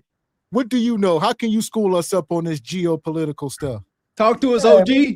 What's going on, our beautiful people? It's good to see you all. I've been sick, man, for about 3 weeks or so. You know, with this flu out here. Come on, take care of yourself, OG. That's all you can do. You know, because when you get older, you got to get healthier. So I mean, it's breaking up, man, and I'm all right. I'm not complaining. Yes, you know, listen, man. There's so much going on in the world with these strategies and the geopolitical onsets on how America sits against the world. You know, that's where BRICS came in. Remember, U.S. dollar was the most dollar that went by every country. And people got tired of the U.S. kicking their ass, so they formed BRICS. And these countries to devalue the American dollar. So when you talk about America and what could happen, you know, a lot of us really don't realize what's in this country now. We don't understand, you know, cats could be isolated cells just waiting. You know, EPD, electromagnetic pulse, takes everything out. You know, just a little small one on one of these little drones. So it's scary out here. You know, like for me, I know I'm not going to another country to visit. I'm not leaving America to go on no vacation because it's scary out here. And plus with all the diseases, man, you know, one thing I realized when I was in the military intelligence and everything, that America has a planning just like everywhere else. You know, China plans for 300 years, Japan 200 years, and America about 150. So you already see what's going on. And also people don't talk about the North Pole. You know what's going on in the North Pole? The North Pole is uncharted territories. No one controls it. But there's all sorts of bases up there to make sure it stays stable up there. So it's just so much going on. And for us, hey, listen, all these Latin American countries, wherever you find our people, we're poor. We're at the bottom of the ladder. Brazil, everywhere. So, you know, I'm glad. But, you know, I read that the Monroe document. And like my brother said, TJ, what is it? Yes, sir. TJ. You know, that document basically was saying the U.S. will stay out of Europeans' interests and Europe will stay out the Europeans' interests. And basically the Western Hemisphere will be controlled by America. So I read it and I said, well, wait a minute. When you talk about before the USSR dissolved and everything, who was funding those countries? The US were, to break up the USSR with weapons and everything, just like the Ukraine. That's Eastern Europe. So the US can do what always she's done what she wanted to do. In Vietnam, the US is in Vietnam since 1944. Okay? Aiding the French. And boom, next thing you know, we up in there. In 65, 64, 63, 62. But we've been there. So the US always got her hands in wherever was valuable. Why do you think a lot of the 53 countries in Africa and nothing's going on with them? You understand me? Every country has their hands in Africa because that's where all your resources are. Keeping them destabilized. If you could keep that country that continent destabilized, then you can control those resources. There you go. Who's in there now? Russia's in there doing business. And China. China was in there doing business. Everybody gets their shot. And when we don't see what's going on, when we deal with the Sahel, which is from the east to the west of Africa in the middle, we see nothing but European bases up there. All bases. That's where the money is. So, I mean, when we allow America and her cronies to control what we see. Like, people don't talk about Africa. They don't talk about the resources, the grind, what's going on over there. You know, how we can look at it as something that's, hey, you see what's happening with my man, my brother over there in East Africa? They got it going on. They done paid off the IM, International Monetary Fund, everything. Yeah. And we don't look at those things because it kind of lets us know, hey, we got something going on over there. This brother told all Americans, come on over here, brothers and sisters. You know, and when I see this discord, like I told you, man, when I was coming up in the 70s and everything, you know, black folks got along. You understand me? Even our people from Africa, they would say my long lost brother to me. You know, when I was with my boss, hey, come down, sit down, smoke some weed. It was beautiful because we understand where we stood in this world. And now we have lost that understanding. That's my man, Torre. Ibrahim Torre. You know, we have lost that understanding because we're still at the bottom tier of the world. And that's what scares people. You know, if we could ever understand our situation, every other group of people have a country they can point to, not us. You know. Let me ask you this, Martin. Do you have an issue? You got an issue with them arresting this guy? Oh, no. Because I know, like I said, in Venezuelans, you got brothers and sisters in Venezuelans that's at the bottom tier of society. You know, who said that, TJ? Man, them folks don't care nothing about us. All of them. You talking about the Ukraine, TJ? The Ukraine has the neo-Nazis worldwide organization every year. They go up there and they party, neo-Nazis. They hold the #1 worldwide thing for neo-Nazis up in the Ukraine. Why do you think all them black folks couldn't get out? You better get out the best you can. They had to sneak out, man. So we got to understand, man. Even this country, they really don't care a lot about us because they keep destabilizing us because they're scared, man. They scared. Remember in the 19s, 18s, all that, we didn't have schooling. We learned. We're very intelligent people. And they know that. That's why they use our intelligence. You know, we're a whole lot smarter than they are, but we don't realize it. You know, and that's the bad part. So when you all talk about, well, what could happen? I'll tell you, man, the first thing could happen is EMPs. Take out everything, your whole infrastructure. That's the first thing. Because people are here, man. You all ever see The Long Kiss Goodbye? Yeah. Samuel Jackson. Yep. Long Kiss Goodbye was made way before 9/11. Art imitates life. Okay? It was based on the same fundamental understanding that the Long Kiss Goodbye that happened on 9/11. So it's deep out here. And we don't realize it's real deep. We don't think this country can be punked, but we're already getting punked from the inside.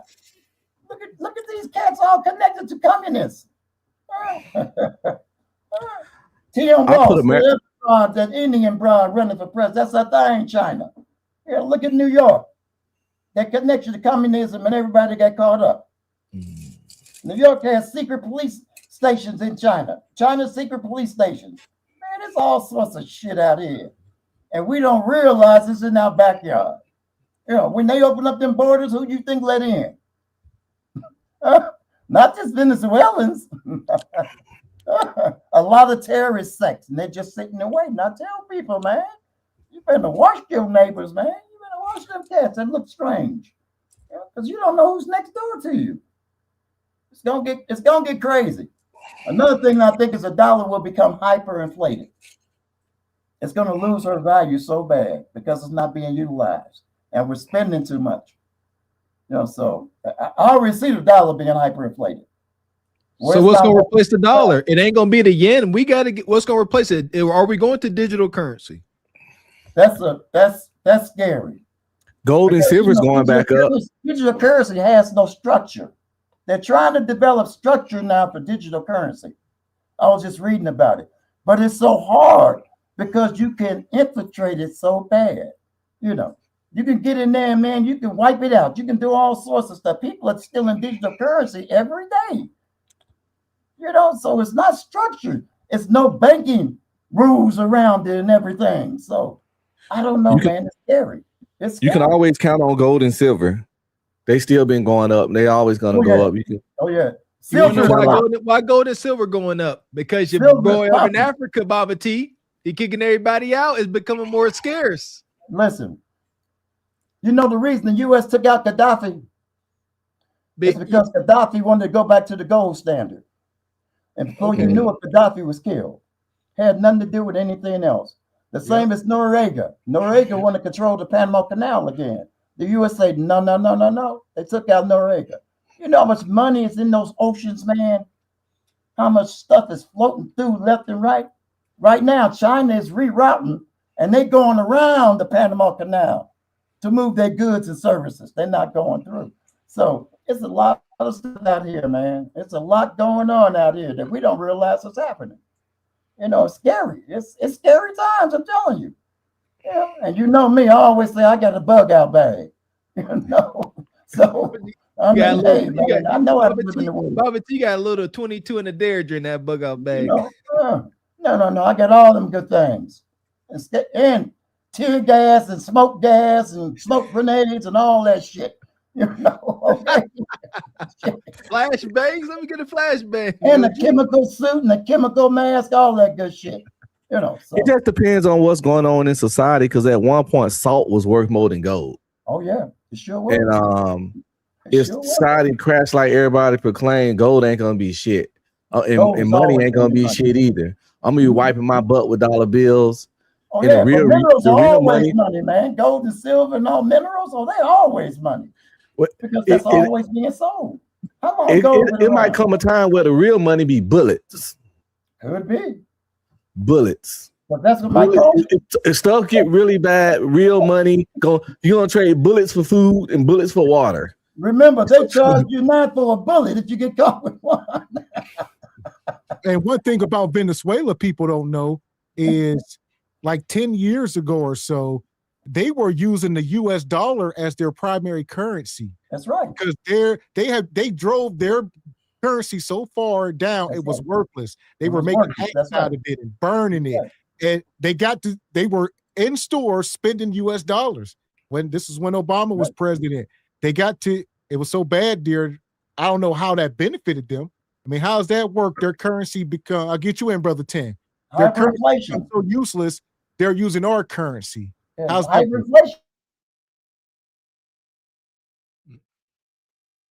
Okay, I don't know if you froze up there, brother. Oh, I can hear y'all. The sound keep going out. That's why I be coming in and out. Okay, did you hear me just now? Yeah, I heard you. Then I heard Baba T say something. You had said, "What you think how did that affect Venezuela?" Yeah, them not using their currency, their currency becoming worthless, and them using U.S. money. How you think that affects Venezuela? That's a good question. I'm not really sure how that would affect Venezuela. They probably was pressured into a deal like that. It had to be some type of leverage that the U.S. held against them to make them use our currency in which that's why we have BRICS, because they're trying to remove the US dollar from the petro currency. But I don't know. I got a wild philosophy that America might have interest in getting rid of their own dollar, because that would eliminate a lot of debt, and they're gonna go to a global currency, and they're gonna be like, we don't got that no more. We don't owe y'all. Yeah, come on, Chad. We're on the same crazy train, brother. Dak, it's my thing. Anything that happens, I don't care how bad it looks, how devastating it may appear, the United States gonna have a hand, didn't it? They ain't. There's not. I don't. This is my ultimate prediction. I don't care what transpires. United States either gonna have their hand in the deal, or everybody got to go. United States either gonna be part of the deal, or they flipping over the monopoly board. Everybody lose. All that. And I want to get you back in here, man. So I see you was trying to get in with the currency question. What's your take on, Venezuela, the currency? I don't know about you guys, it's the exchange rate and everything, but they were using US dollars as a primary source of currency. So that's how the Bahamian dollar is a dollar for dollar. Like the other day when Mr. Walker, you said how over here when you was in the Bahamas, they gave you Bahamian dollars. Yes, sir. Dollar for dollar here. Because what happened is the Bahamas, our reserve currency is the US currency. And that's how we balance our currency to be like your own. So that's most likely what happened in Venezuela, because their money wasn't any good, but because there was US enterprises there, that made that the money circulated. So they just used US currency instead of their own, because there was that available. So once you have the currency available, flowing back and forth, it makes it that you can use it. Once the country itself didn't devalue its own currency by overprinting it. And that's what ends up happening after the US enterprises leave. Countries like our own, what we end up doing is for us to be able to pay our workers and our government to run. We start printing our own currency now, and it devalues our own. That's what happened in like Jamaica and different places. Once the US people flowing in your country, that money is there, everything's booming. You could sell Kudakata on the street. You could easily make money flow throughout because the Americans are there. But as soon as the Americans leave, that's why what happened with Cuba. Once the Fidel Castro kicked the Americans out of there, then there wasn't no America. Slowly but surely, everything just becomes where you have to just only print your money with nothing to sort of stabilize your economy, and then it just dies out. Like how he said, it's the truth of the matter. Without tourism, our economy is a base. We're in trouble because we need those cruise ships to be bringing the people to come through. We need the planes to come through, fill up the hotels, because in the long run, the system is not designed to educate you how to self-sustain yourself. That's why they take us out of tribes. One time ago, you're supposed to live as a tribe. If your brother could make sheep skins, you make this, you make that, you just trade with one another what you need so that you could survive. Everybody growing food. Remember people live out there in the North Pole where they was only just eating seal skin. And they was good, but then as soon as they start seeing them down Range Rovers, everybody's go flipping crazy. So then all of a sudden you want to get your hands in this commerce sort of thing, and you lose track of everything. You don't even make kids. People don't even make kids no more. It's freaking ridiculous. You don't grow no food. You ain't making no babies. All you're doing is going to work. That's stupid. I'm telling you. So it sounds like for any other economy, to allow U.S. currency in to the circulation, it's kind of like a Trojan horse. Because like you said, once they in, things are booming, seems good. But once they part ways, the fall of that currency, of that native currency, is FUBAR. That's what has happened time after time. And that's why at the end of the day, the whole thing the only thing what you guys have could destroy you guys is eternally, which is have a bunch of different groups of people who sort of like don't get with one another, and and it's sort of like you corrode inside, because at the end of the day, if you have food, all you need is sun, wind. You could have wind turbine on your yard making the electricity, bro.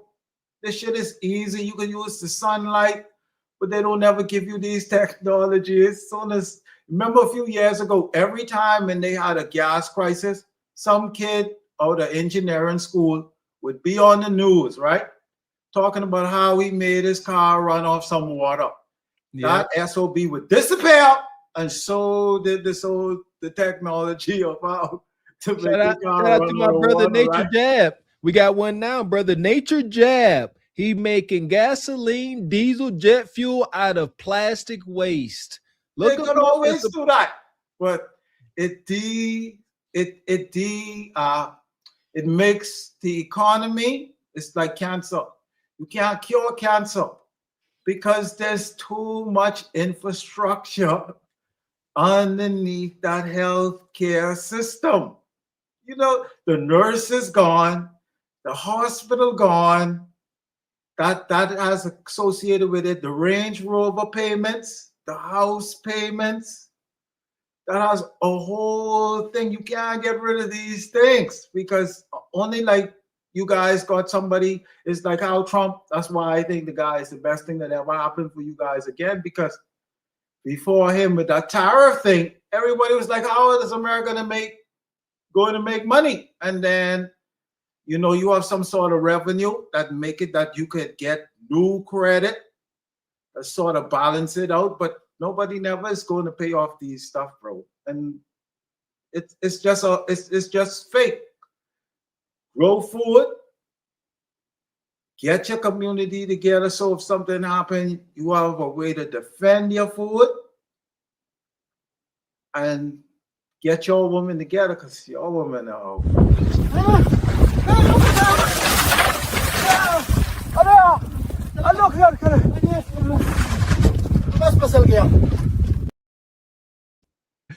Shout out to Manny Bo. I think we're not as lazy and non-resourceful as we may appear. I said this before, brother. I'm pretty sure the majority of the world look at us as lazy, slothful, lazy individuals that can't get stuff done.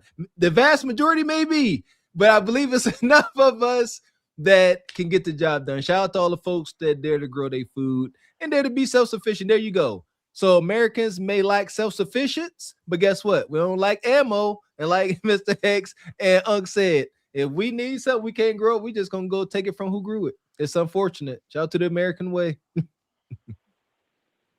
What you got, brother Tim? Oh no, I'm about to say the same thing Mr. Walker said. I don't gotta know how to grow nothing as long as you do. when things get real, I don't gotta know how to grow nothing. If you know how to grow it, it's ours. We'll say it's ours. I agree. Appreciate you, Devil Games. Says, why can't we be like China and go after everyone resources? Why can't China and Russia can get resources and we can't? Why? Morality? F that. We need to do the same. I like morality, man. Without morality, children and women end up getting deleted. And that's what happens in war. That side I don't like. But like you say, come down, agents of the empire. Resources equals survival. And like you say, it's all about survival on the planet. Who got the most?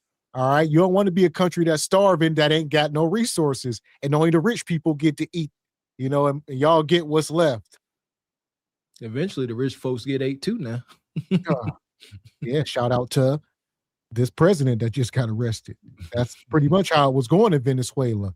The poor was poor as hell. And then all him and his cronies would take all the proceeds from all the oil and stuff they were selling. Their families lived high on the hog, friends and associates. But majority of the citizens, no. They had whole gated communities, I bet. Yeah, they definitely live behind gates and guards. Money. Shout out to Uncle Tall. Appreciate you, OG. Says, I'm looked at as crazy. to be a prepper in an apartment, but I do what I can within my means. 2 solar generators, distiller, stocked canned goods, and ammo.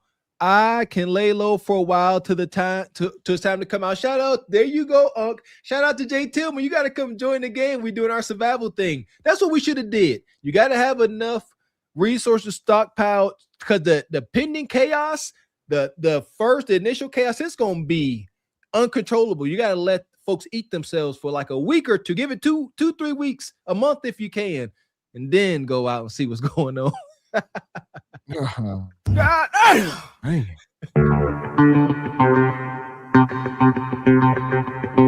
And also, Uncle Tall come back with a 20 in the Cash App. He says, "Good evening, brothers. Enjoying the rabbit hole tonight at Truth Over Lies." I appreciate you, OG. So here we are. We're starting to come up on final thoughts here. We know we've been cooking up. We talking geopolitical, NWO. The world is on fire. What we must know, what we must understand before it's too late. Because we started off the show tonight. I was telling Mr. Walker, people, cocaine and this and that. That's the least of it. They all in business with that. So don't let them fool you. They like that. I believe, shout out to brother Trav Life, man. We on the same crazy train. I think, things are going to get worse if they get better. I'm off that train. Things are going to get worse before they get better. I don't see better. Like I said, we got to, as a people, we got to get on the right side of things. Either, if you ask me, find a way to become resourceful and get into this game, or become productive and self-sufficient. There ain't too many options. There's just not. We got to take on anxiety and moving away. So where I believe we all can, to some degrees, my belief, be political atheists. No matter what happens, we are in position to adjust, and we don't have to whine about it. Easier said than done, but that's my take. What you got, Baba T? I want to get Baba T in here. What you got? What was it, man? My head was hurting for a minute. So we just got our final thoughts here tonight. What we must understand. Like I said, a lot of people think a lot of this stuff is drug related, but it's much deeper than that, as you know. You know, drugs run America, man.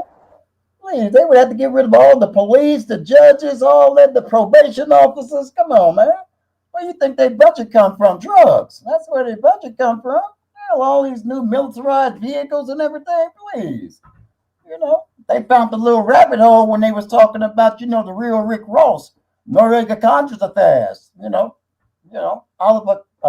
Colonel Oliver North. You know what I'm saying? Sitting the drugs in the support of war. So they saying what that did. Hell. But I don't know, man. It's not been in America, and politically I get involved with things and I see and I read a lot. It might not get better up in this country. I'm just saying, it might not, man. It might not, because it's going to get, it might not get worse, okay? Because basically what it's going to do is probably definitely somehow people understand. You got the, no, man, I don't think so, man.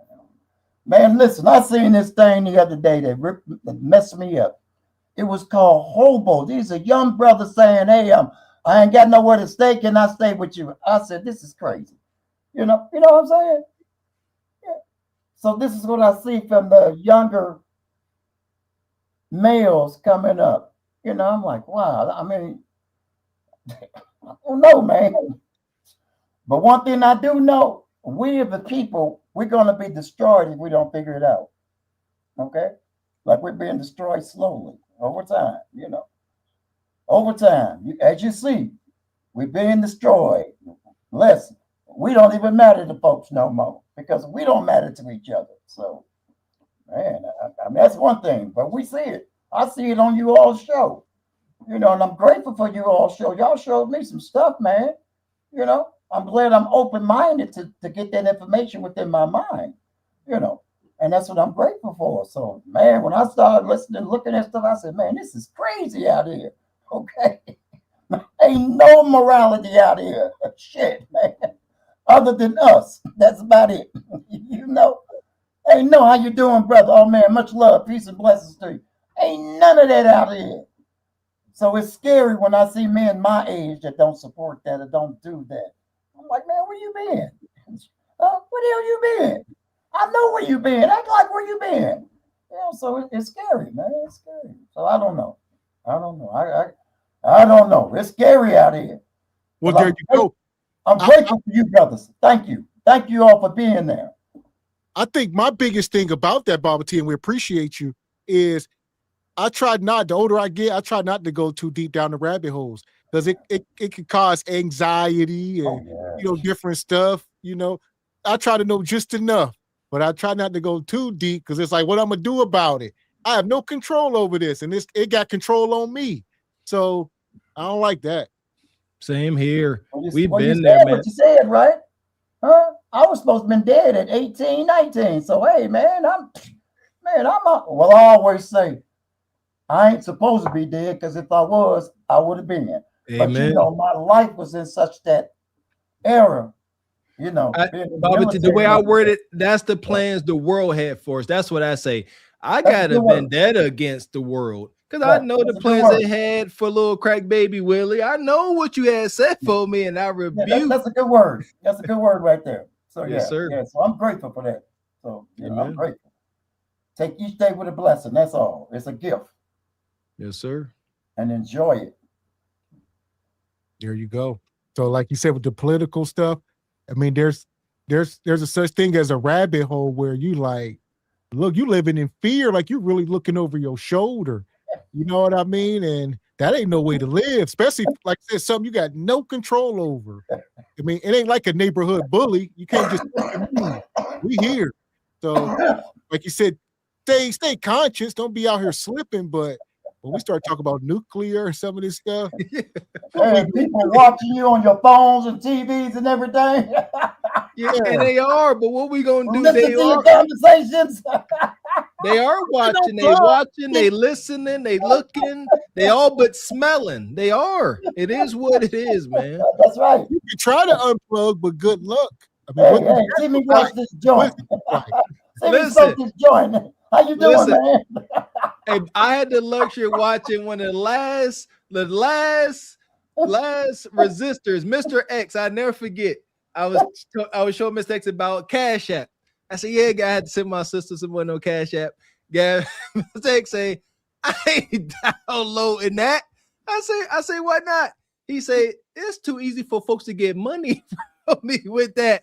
And I was like, you right. He said, it's hard to get it, but I could just send it to you with a couple clicks. I said, I feel you, but here we are. It's inevitable.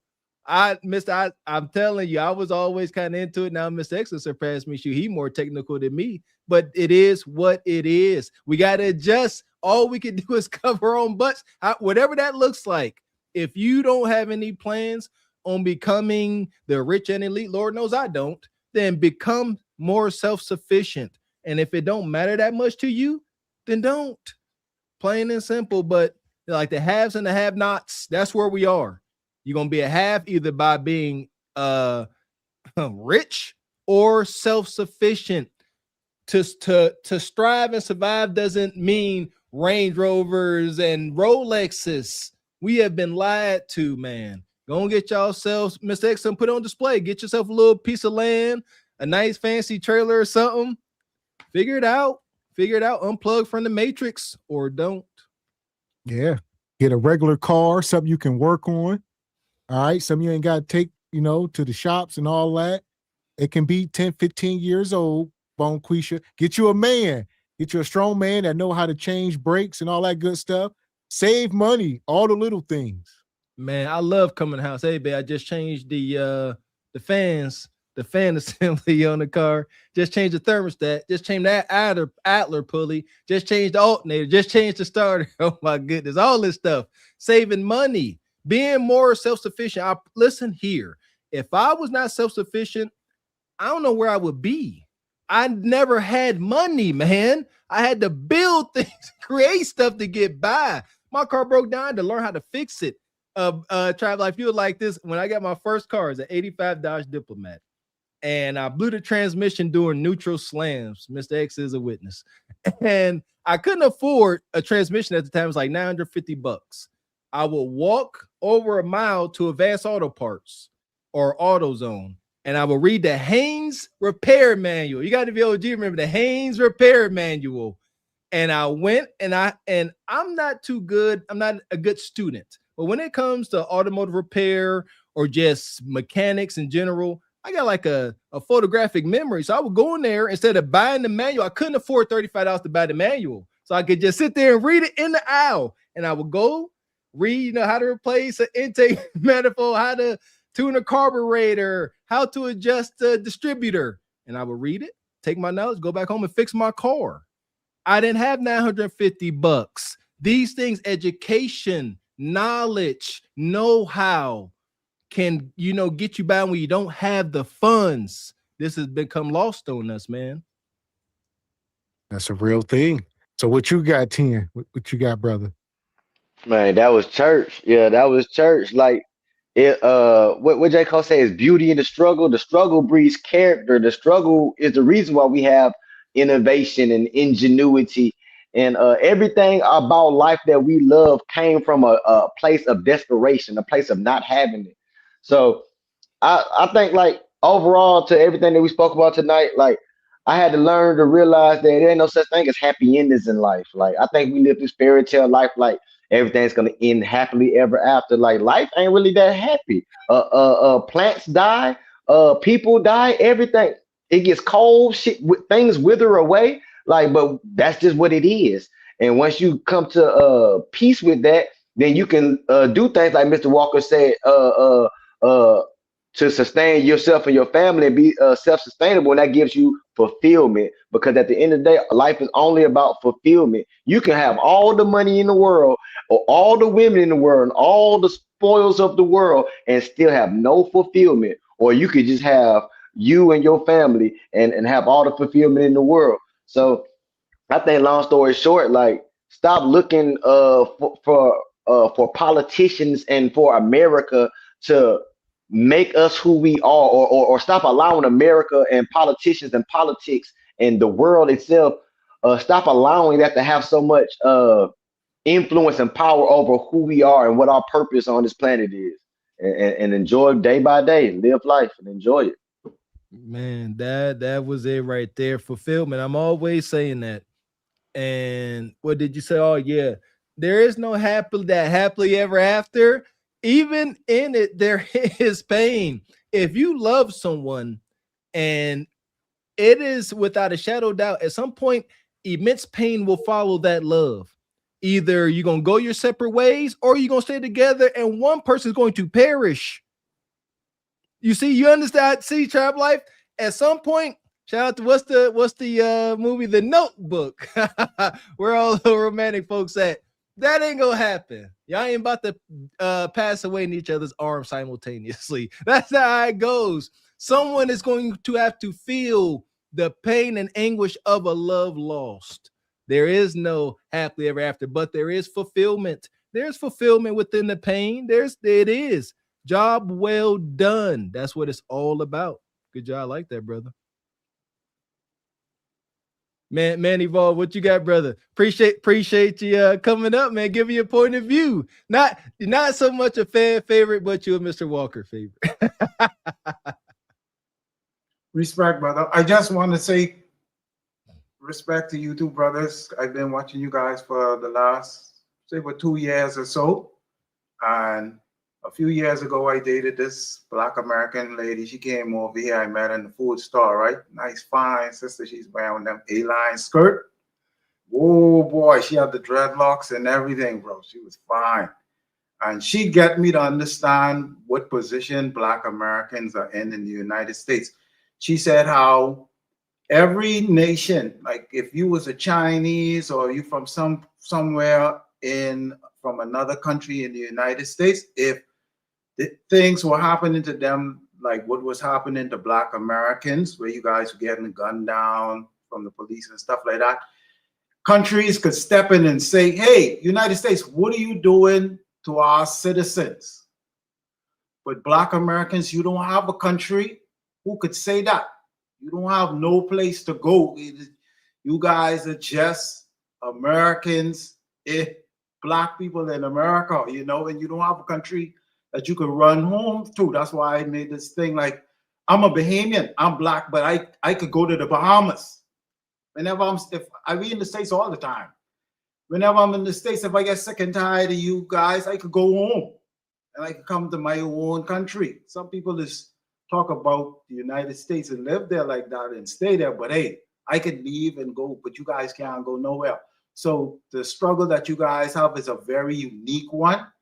And I see how a lot of things that you guys as Americans go through. And, and I salute you guys, what you're doing. And I'd say to you, gentlemen, how you guys are good friends, stay close friends, build something together with you and your family, sow into your family. And they say all of the United States could fit in just Texas alone. That's how big the land is. So find some place where you comfortable, where you could grow your own food in your older years so that you could leave this phony fake system of you need this stuff, because all you need is food, bro. Food, and like you say, you have ammunition, you have ways to protect yourself.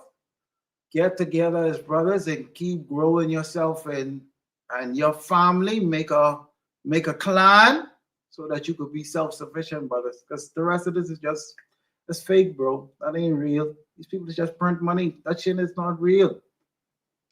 Blessings. Appreciate you, brother. Appreciate you, man. And here I go. I just got one question because I see y'all in the chat. Do you not think that I see people saying this is our land, all right, America is our home. So do you not see blacks as being Americans? Like this is our place, this is us? He froze. Yeah. Oh, yeah, you. Yeah, I thought you froze. Yeah, yep. Like, cause you were saying, how Americans, Black Americans don't have a place to run to. Listen to me, brother. I keep telling you, y'all women don't even listen to y'all. So right now, this thing with y'all talking about y'all so united, that shit don't exist, bro. Y'all better wake up. Y'all women are we homeless? All over the internet talking with y'all so flipping bad, bro. This is ridiculous. I'm a passport, brother. I listen to me. The Venezuelan women are free. They are beautiful with this orange, this sort of yellow hair. I can't talk the story with the Venezuelan girl. Yeah. So I'm telling you, bro. Get your family together and grab your brother who you cool with. Get some land what you guys are comfortable with, and grow your own clan. Because how long fuck is you talking about? This is Sparta! You got to know when to hold 'em, know when to fold 'em, know when to walk away, know when to hide. You gotta count your blessings. You're sitting at the table. You hear me? Ooh, child, things will get brighter. Shout out to Richard. Appreciate your G. He said, okay, thanks. Good night, Bahamas. Shout out to Van Evolve. He didn't answer the question right, brother. That was yes or no. And the correct answer was yes. Yeah, I hear what he's saying, but just a little off base. He's saying I guess we don't have any ownership. This is our land. However, we got to display some kind of ownership. I don't know. I'm trying to write that crazy trade, but appreciate you, brother. Don't get me kicked off. It was a lot. I definitely wanted to ask a follow-up question, but he got 10 minutes. We'll see. We doing final thoughts, so I don't know. Maybe next time. We'll see. Shout out to Richard.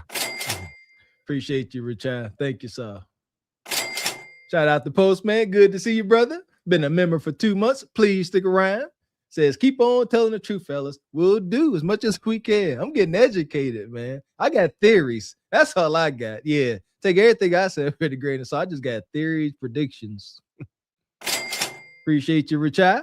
Says, stop looking outside of yourself for happiness. Amen. Amen. Amen.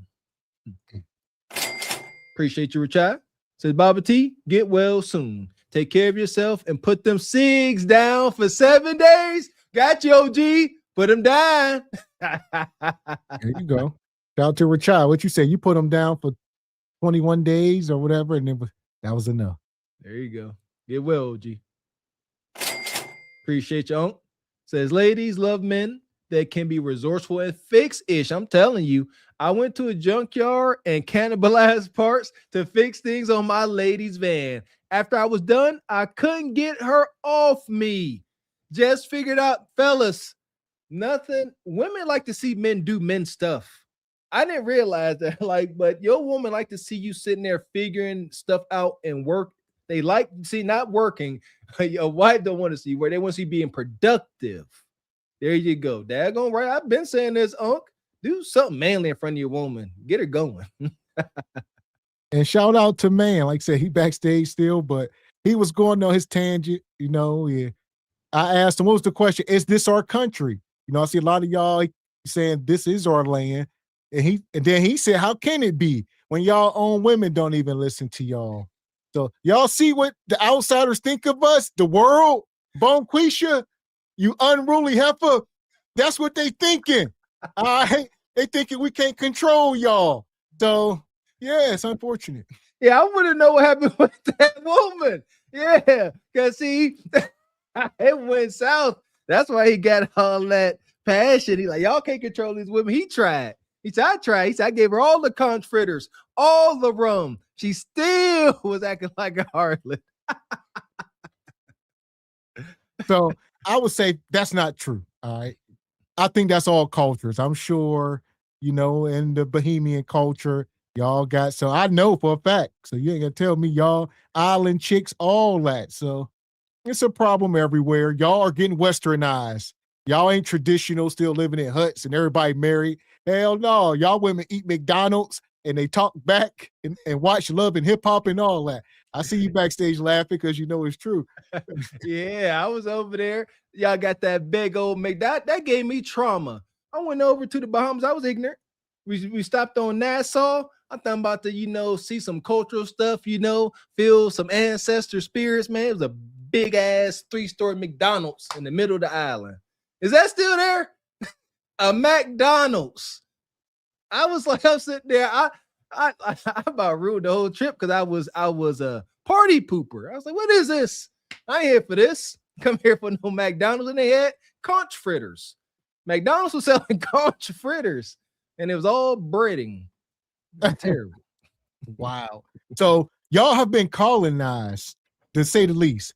So y'all adopted our ways more or less, Y'all women act just about like ours, There's traditional women everywhere, but granted, it's more of us, millions. It's a big country. So it's easy to pick. You say, look, it seems like it's all of them, but it's not. Shout out to the Bahamas. So what you got, Brother Tim? What's your final thought? Man, I just appreciate everything that comes to light every time y'all come up on the internet. I done learned a lot of stuff with y'all and from y'all. So I think today we got a firsthand depiction of what the world thinks of America. And we already know we think of ourselves. I mean, if I see a group of young brothers with the ski mask on coming down the sidewalk, we all have the same thoughts. So I mean, that's I say that to say that means we need to look deeper into ourselves. I remember when I was growing my hair and my mama say, they're gonna look at you like one of them thugs. You look like one of them people that be seeing on the news. Granted, I did do some activities that might have, fit that description, but that wasn't who I was as a person. And I never wanted people to look at me like that. But now in 2026, it is what it is. I mean, yeah, the world looks at us as how they look at us, and it's not in a good manner. And but that's the only brothers like y'all and brothers like me and brothers like Baba T are here to change the narrative. There you go. And that's the only reason why you make it out. Like you said, shout out to Anthony Hamilton. Sometimes you got to do a little wrong to get a little right. However, you can't indulge and like it. That's the only, if you like what you're doing, you're trying to get ahead, you ain't going to never get out of it. And you're going to succumb to it. But blessings to you, brother. Keep going.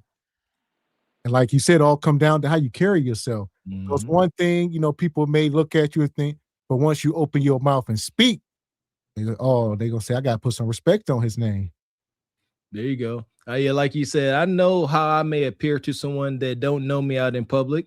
That's why I make sure I don't wear certain things like Nike Jordan shoes and stuff. I'm halfway serious. I'm joking, but like, you're not about to think I'm a ninja. I know I got the locks and the tattoos, and absolutely not. I am not your ninja. There you go. So yeah, don't look like a duck and quack like a duck is what I would say. You might look like a duck, but you're gonna roar like a lion. They're gonna say, all right, okay, I ain't messing with him. There we go. Shout out to Lion Ducks. But appreciate y'all coming up. Appreciate you, Baba T. If you ain't got nothing else, what you got, old school? Thank you all. Thank you. What you got, Rashad? Rashad said put the cigarettes down for 7 days. What you think? Man, I hadn't been smoking, that much. It's this chest cold and head cold, man. Man, listen, I still got the same weed I smoked on for about the last 3 weeks. But I just started eating. Yesterday I had a full meal, and tonight I had a full meal. So it's breaking up, Know what I'm saying? I don't go to no doctors, and you ain't sticking me with nothing. It's gonna work out. You might need a breathing treatment. You ain't sticking nothing in me. They might be putting something down in me. No. Well, you know what you can do? A nice breathing treatment, get you a nice pot, filled up with water. Put old school. Yeah, put some rub in there. No, put some lemons, oranges, orange peels, and lemons in there. Let it boil and breathe it in. Then over top. This vapor rub right here on your nose. Okay. Yeah. And you put that pot over there. You put Bonquisha Scudicata right on your nose. I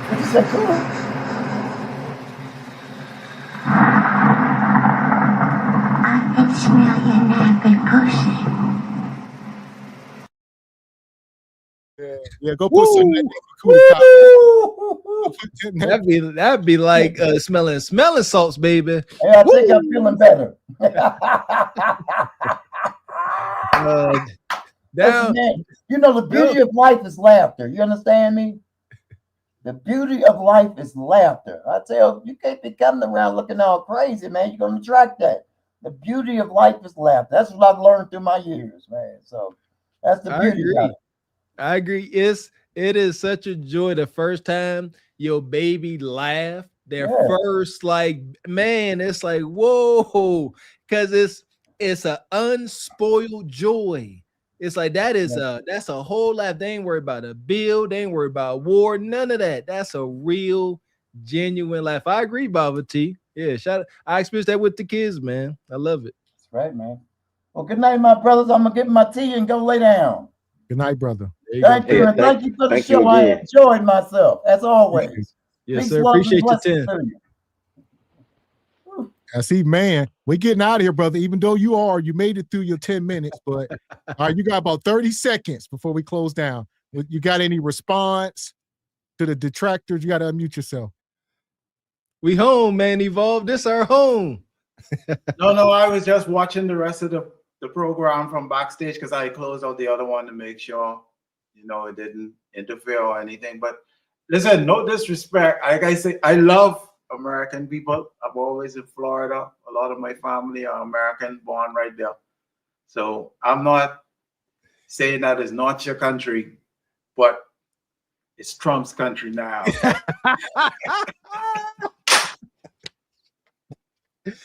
Now that's a cart before the horse side of. Yeah, you home, brother. Yeah, don't be a stranger, man. Wait, before you go, what happened with the sister? What happened with the dreadlock sister? Oh, yeah. She was fine. Boy, she was trouble, bro. I couldn't take all of that stress, bro. But like trouble, she was trying to get your money. She was a liar. The wrestling thing, I can't be wrestling with my women like that. I'm a passport brother, and I'm looking for, some Venezuelan.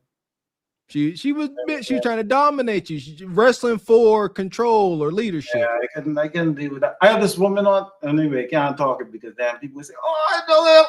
I remember her." So I don't like. I don't. There you go. Yeah, don't tell on yourself. There you go. Don't tell on yourself. But we appreciate you coming up, brother. Coming up, like Mr. Walker said, don't be a stranger. Respect. I'm always there. Appreciate you. All right, brother. So here we are. We done made it through another show. We appreciate y'all coming through tonight. I think we all learned a lot, about the geopolitics, and this brother here got arrested, and maybe this is the first domino of many things that are about to happen. Maybe, probably. It's going down. Everyone keep the murmurs have turned into screams. New world order. The world is burning. Cryptocurrency is happening, man. AI. How my goodness. Last but definitely not least, AI. Everybody, every corner of YouTube is talking about the effects of AI, good, bad, and devastating. The devastation of AI is all but deemed to be imminent. And then we got all this stuff going on. Like we said earlier, man, there's nothing new under the sun. The fall of Rome, the fall of the United States, what does that look like? I hear y'all. I personally I can't see the United States falling, not without everyone falling with it. So as Mr. X said, what's the danger if there is no danger? Yeah, if the board gone, then the board gone. Ain't nothing to worry about. Yeah, that's what I was saying. Yeah, they were saying like the thing about the bombs, like, oh, they got them, but they ain't gonna never do nothing. I was like, well, hell, if that's true, then what we worry about? My thing is this, like I said, I got kids, so I'm worried about the babies. All right. People like Wiki said, what does it look like? People hungry in the street, rolling blackouts, no water, dystopian. Listen. Yeah. Absolutely not. Yeah. It's not going to happen. Like, if that ever happens, it's over. Just fade to black, close the curtains. It's not. The United States will keep this machine going. If things start to go south, they just going, there's civil unrest. Folks can't pay their bills. They're going to suspend bills. They're going to keep the water, electricity flowing. They're going to keep folks satiated at the least. Don't ever get that twisted. America is aware of the monsters they have created, is what I'm saying. They know they can't let us just go. We're too comfortable. We won't have it. We will eat one another, and the poor will eat the rich. It's happened. That part. So that's why I said I try not to go too deep down the rabbit hole, because I ain't just think about me. I worry about the kids. I can't be sitting here all day in fear about my whole family. Don't want my kids to even go in the backyard. That ain't no way to live. So, make peace. Obviously, don't be reckless.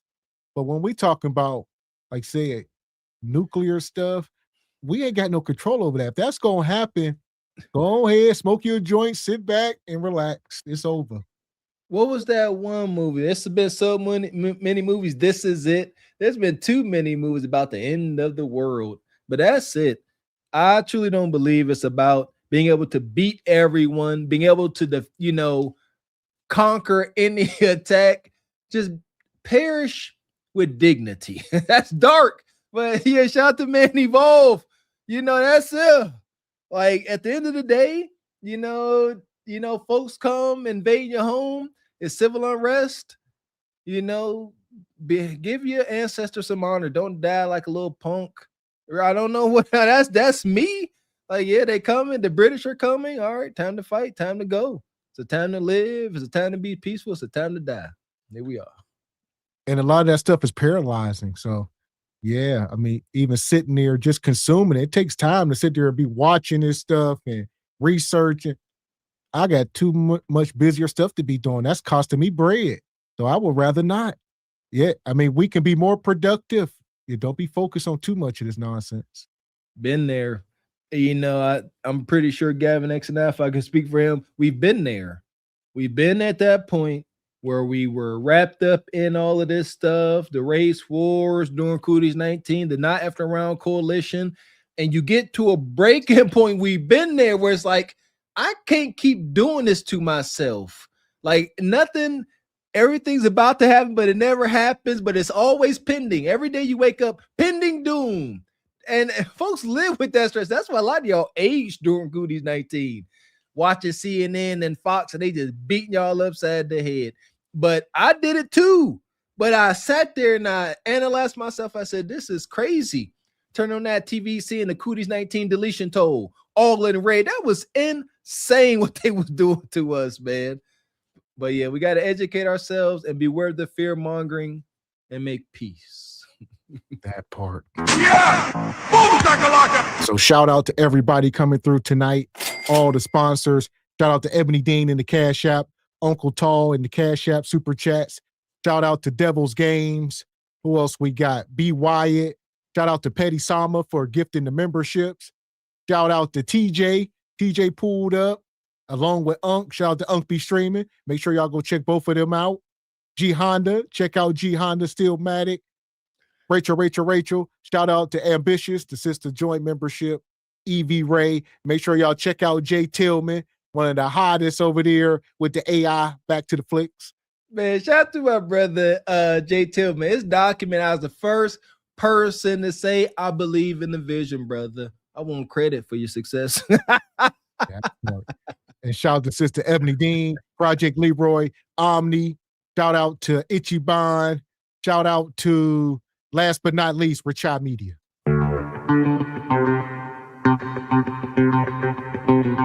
Shout out to all the Truth Over Lies family. Y'all like this wild stuff. Make sure y'all hit the like button on your way out. Hit the like button, hit the subscribe button if you already have not. We appreciate y'all rocking with us. Hopefully y'all learned as much as I did, because all I was doing was listening. And hopefully a lot of my predictions don't come true, huh?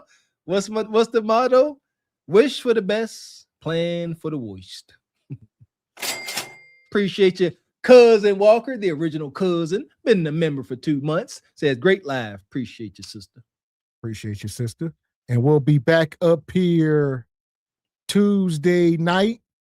Or what's today? Today is Thursday. Tuesday. We'll be back Thursday for Single by Choices.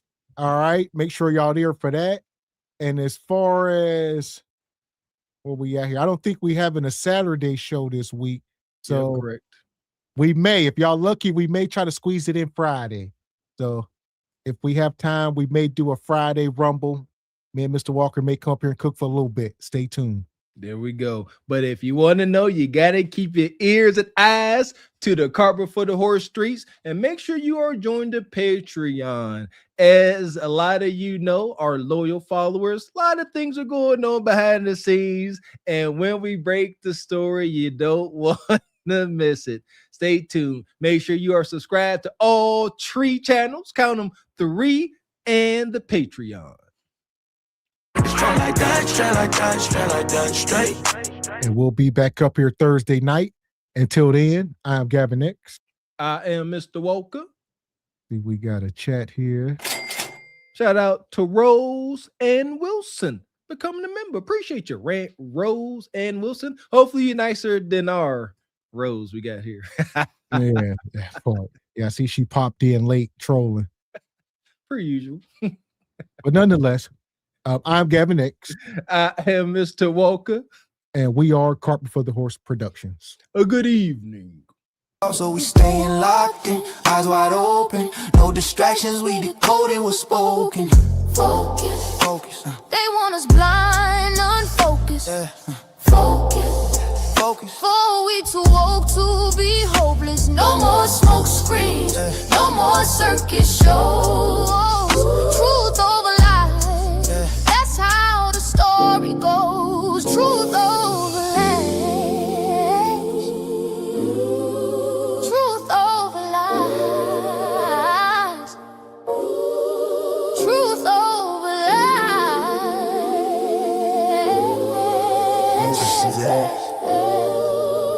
World politics. Yeah. I ain't for this.